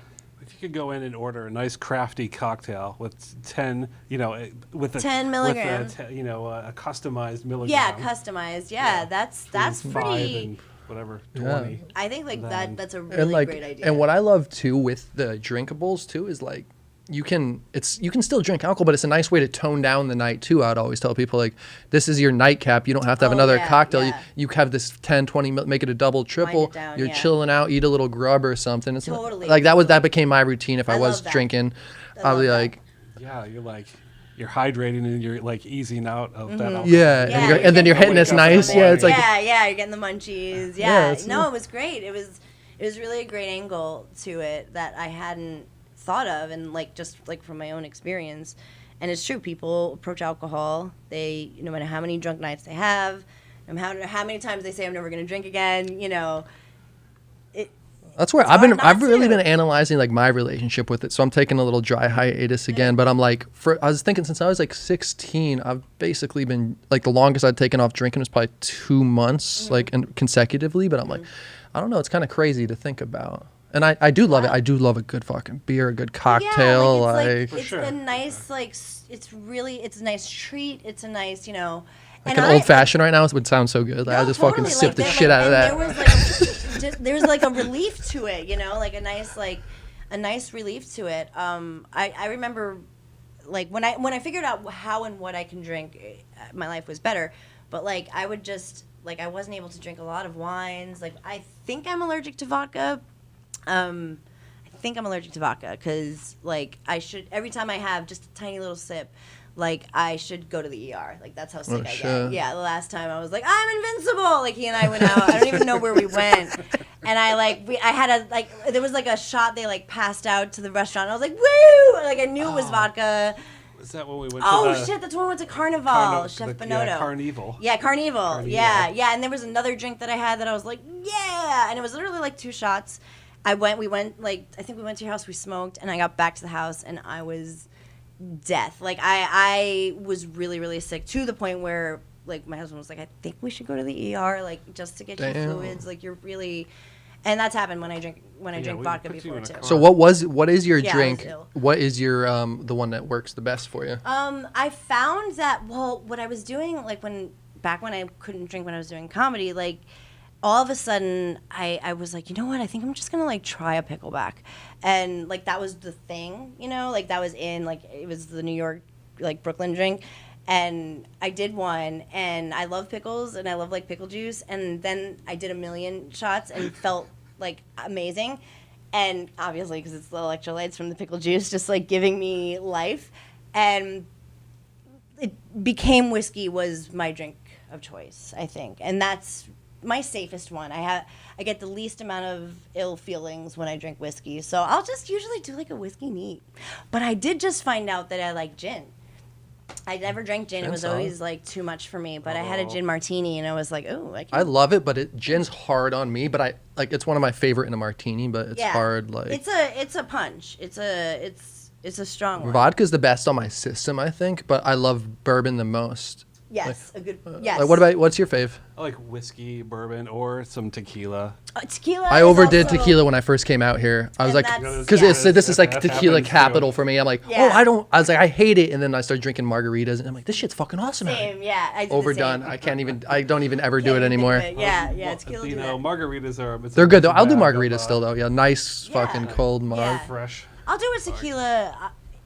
If I can, because it does make my tummy jumpy. Like, I may not get sick, but I'll feel not great. Yeah, my body just like. It's funny too, like talking about how all our bodies react different alcohol, just like the bud. It's like so funny. Like, it's crazy. It's crazy, and like my relationship to it was, I was just lucky, like, because my family, like, aside from my parents, like, a bunch of alcoholics. So like, I very well was susceptible to it, but I got really lucky in that my body just it's not fun. It's not Yeah. like when I have that like drunken buzz and stuff, it's cool for like 8.2 seconds, and then immediately like my hangover sets in like almost a couple hours later. Like it's so shitty. So I just had to, and almost feel like luckily be like the stoner, you know, at the bar nice. where, and you know, now luckily I can like socially drink, and it's, but again, like if I couldn't, then I would feel comfortable being the stoner at the bar. That's fine with me. Yeah, and I think that's where they're like beautiful too together. Like sometimes there's nothing better than a joint and a nice old fashioned or a beer. Or like a wine. I was smoking. Oh my god! When I came out here, because California has such good wine. I was smoking this. It was the cheese strain from the weed. That was it. Like it was like the bargain cheese that I will not shut up about. It was just called cheese. There was no like special brand or genetics. I don't know. I don't know if you remember where it came from, but I wasn't working there, so. But it tasted like cheese, and it was so. That should be a brand, easy. just cheese. It was delicious, and I would smoke that and drink wine, like wine and cheese, and I sounded like such a California hipster. But I didn't mind. I was like, smoke a joint of cheese, drink your like Paso Robles wine. Yeah, they do. They do. Like, they do. Yeah, they you're do. right. Like a joint and a whiskey There too. is that vineyard. There is that California vineyard that has the first weed grow on it. That's right. I think we talked about that like a long. I want to go time check ago. that out, would but be that's so sick. it makes so much sense. And like I didn't know till recently working for Autumn Brands that like in Santa Barbara or certain regions you can't plant in the soil in the ground. Oh. Like I didn't know there was laws in place about that. I was like, kind of interesting. They're like, yeah, it was just I forget who told me, but I was like, I had no idea that was a thing. There's like, they go through like environmental impacts, and you know, if people are going to be, I mean, who knows what a lot of these companies are going to use for nutrients. True. That just goes right in the groundwater. Yeah, that's And a lot very of those people valid. are on wells also. The It's water. well water, and Especially out you know, here. they're trying to water the grapes and. Makes sense. Did you guys see? I didn't even hear about it. Somebody's like, dude, do you live under a fucking rock? But like that plane or train that derailed a month or so back in Ohio or some shit. Yeah. Like I haven't kept up with that at all, but when I heard that, I'm like, that's fucking nuts. Like I kind of want to look into it after. I'm like, yeah, like they didn't tell people for months or something. and it Oh no, was that was. like boiling Did you see the and- Minnesota one? Something. Is that what I'm thinking? No, Let's just keep there was talking. there was an Ohio train one, but then I saw an article about Minnesota where there was a nuclear facility had a spill that went into like that connects to the Mississippi, and like they didn't tell the residents for like 6 months because we didn't think it was gonna, it wasn't unsafe. And my buddy's mom, luckily she like hers is a little off in a different area, but she lives right off that Mississippi down, or she like if she was a little closer.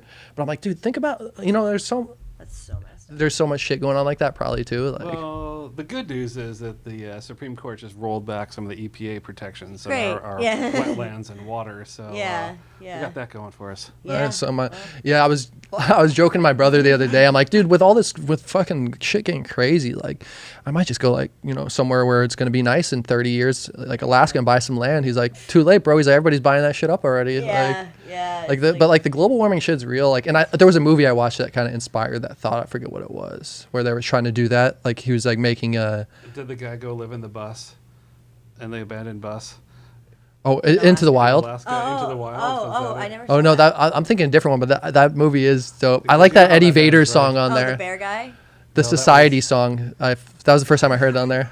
The bear guy, the cocaine. That's a different one. All of these have tragic it's true. endings. Like though. they're like it definitely, we're in a weird part of the world. Like there's a lot of weird stuff happening, but like we could, like, there is like a path to like being sustainable and like kind of salvaging like a little bit of it, but like we have to do it, you know, like every big company and corporation has to take part in it, you know, and they won't. Or they'll like say they are. They'll do like donate 5% or something to like their local dump, but I feel like they'll charge us for reducing our carbon footprint. Right, exactly. Like, yeah, but it's easy. Like it's like we can do it. We can see it, and you know, I think weed companies should really, really pick up on that, on being sustainable, because they produce a lot of waste and use a lot of water. A Golden State.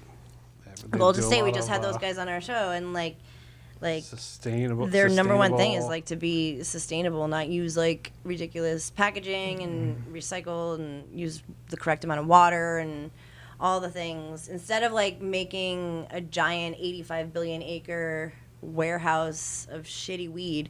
They make really good weed, Yes. weed, like exceptional weed, and sustainable. So like that makes you feel not shitty when you're buying it, which sometimes I do when it comes to weed. And it's funny, like, because I hadn't honestly put too much thought into that until like recently when I started working for Autumn Brands, where I'm like, oh shit, because I knew that I would know some of this stuff, but as I've dove deeper into the Right. sustainability aspect, it's been really interesting to see, Yeah. like, oh shit, it makes sense. Like the greenhouse aspect really does make sense. Natural light really does make sense, or like this reusing the water makes sense. Right, Like, right.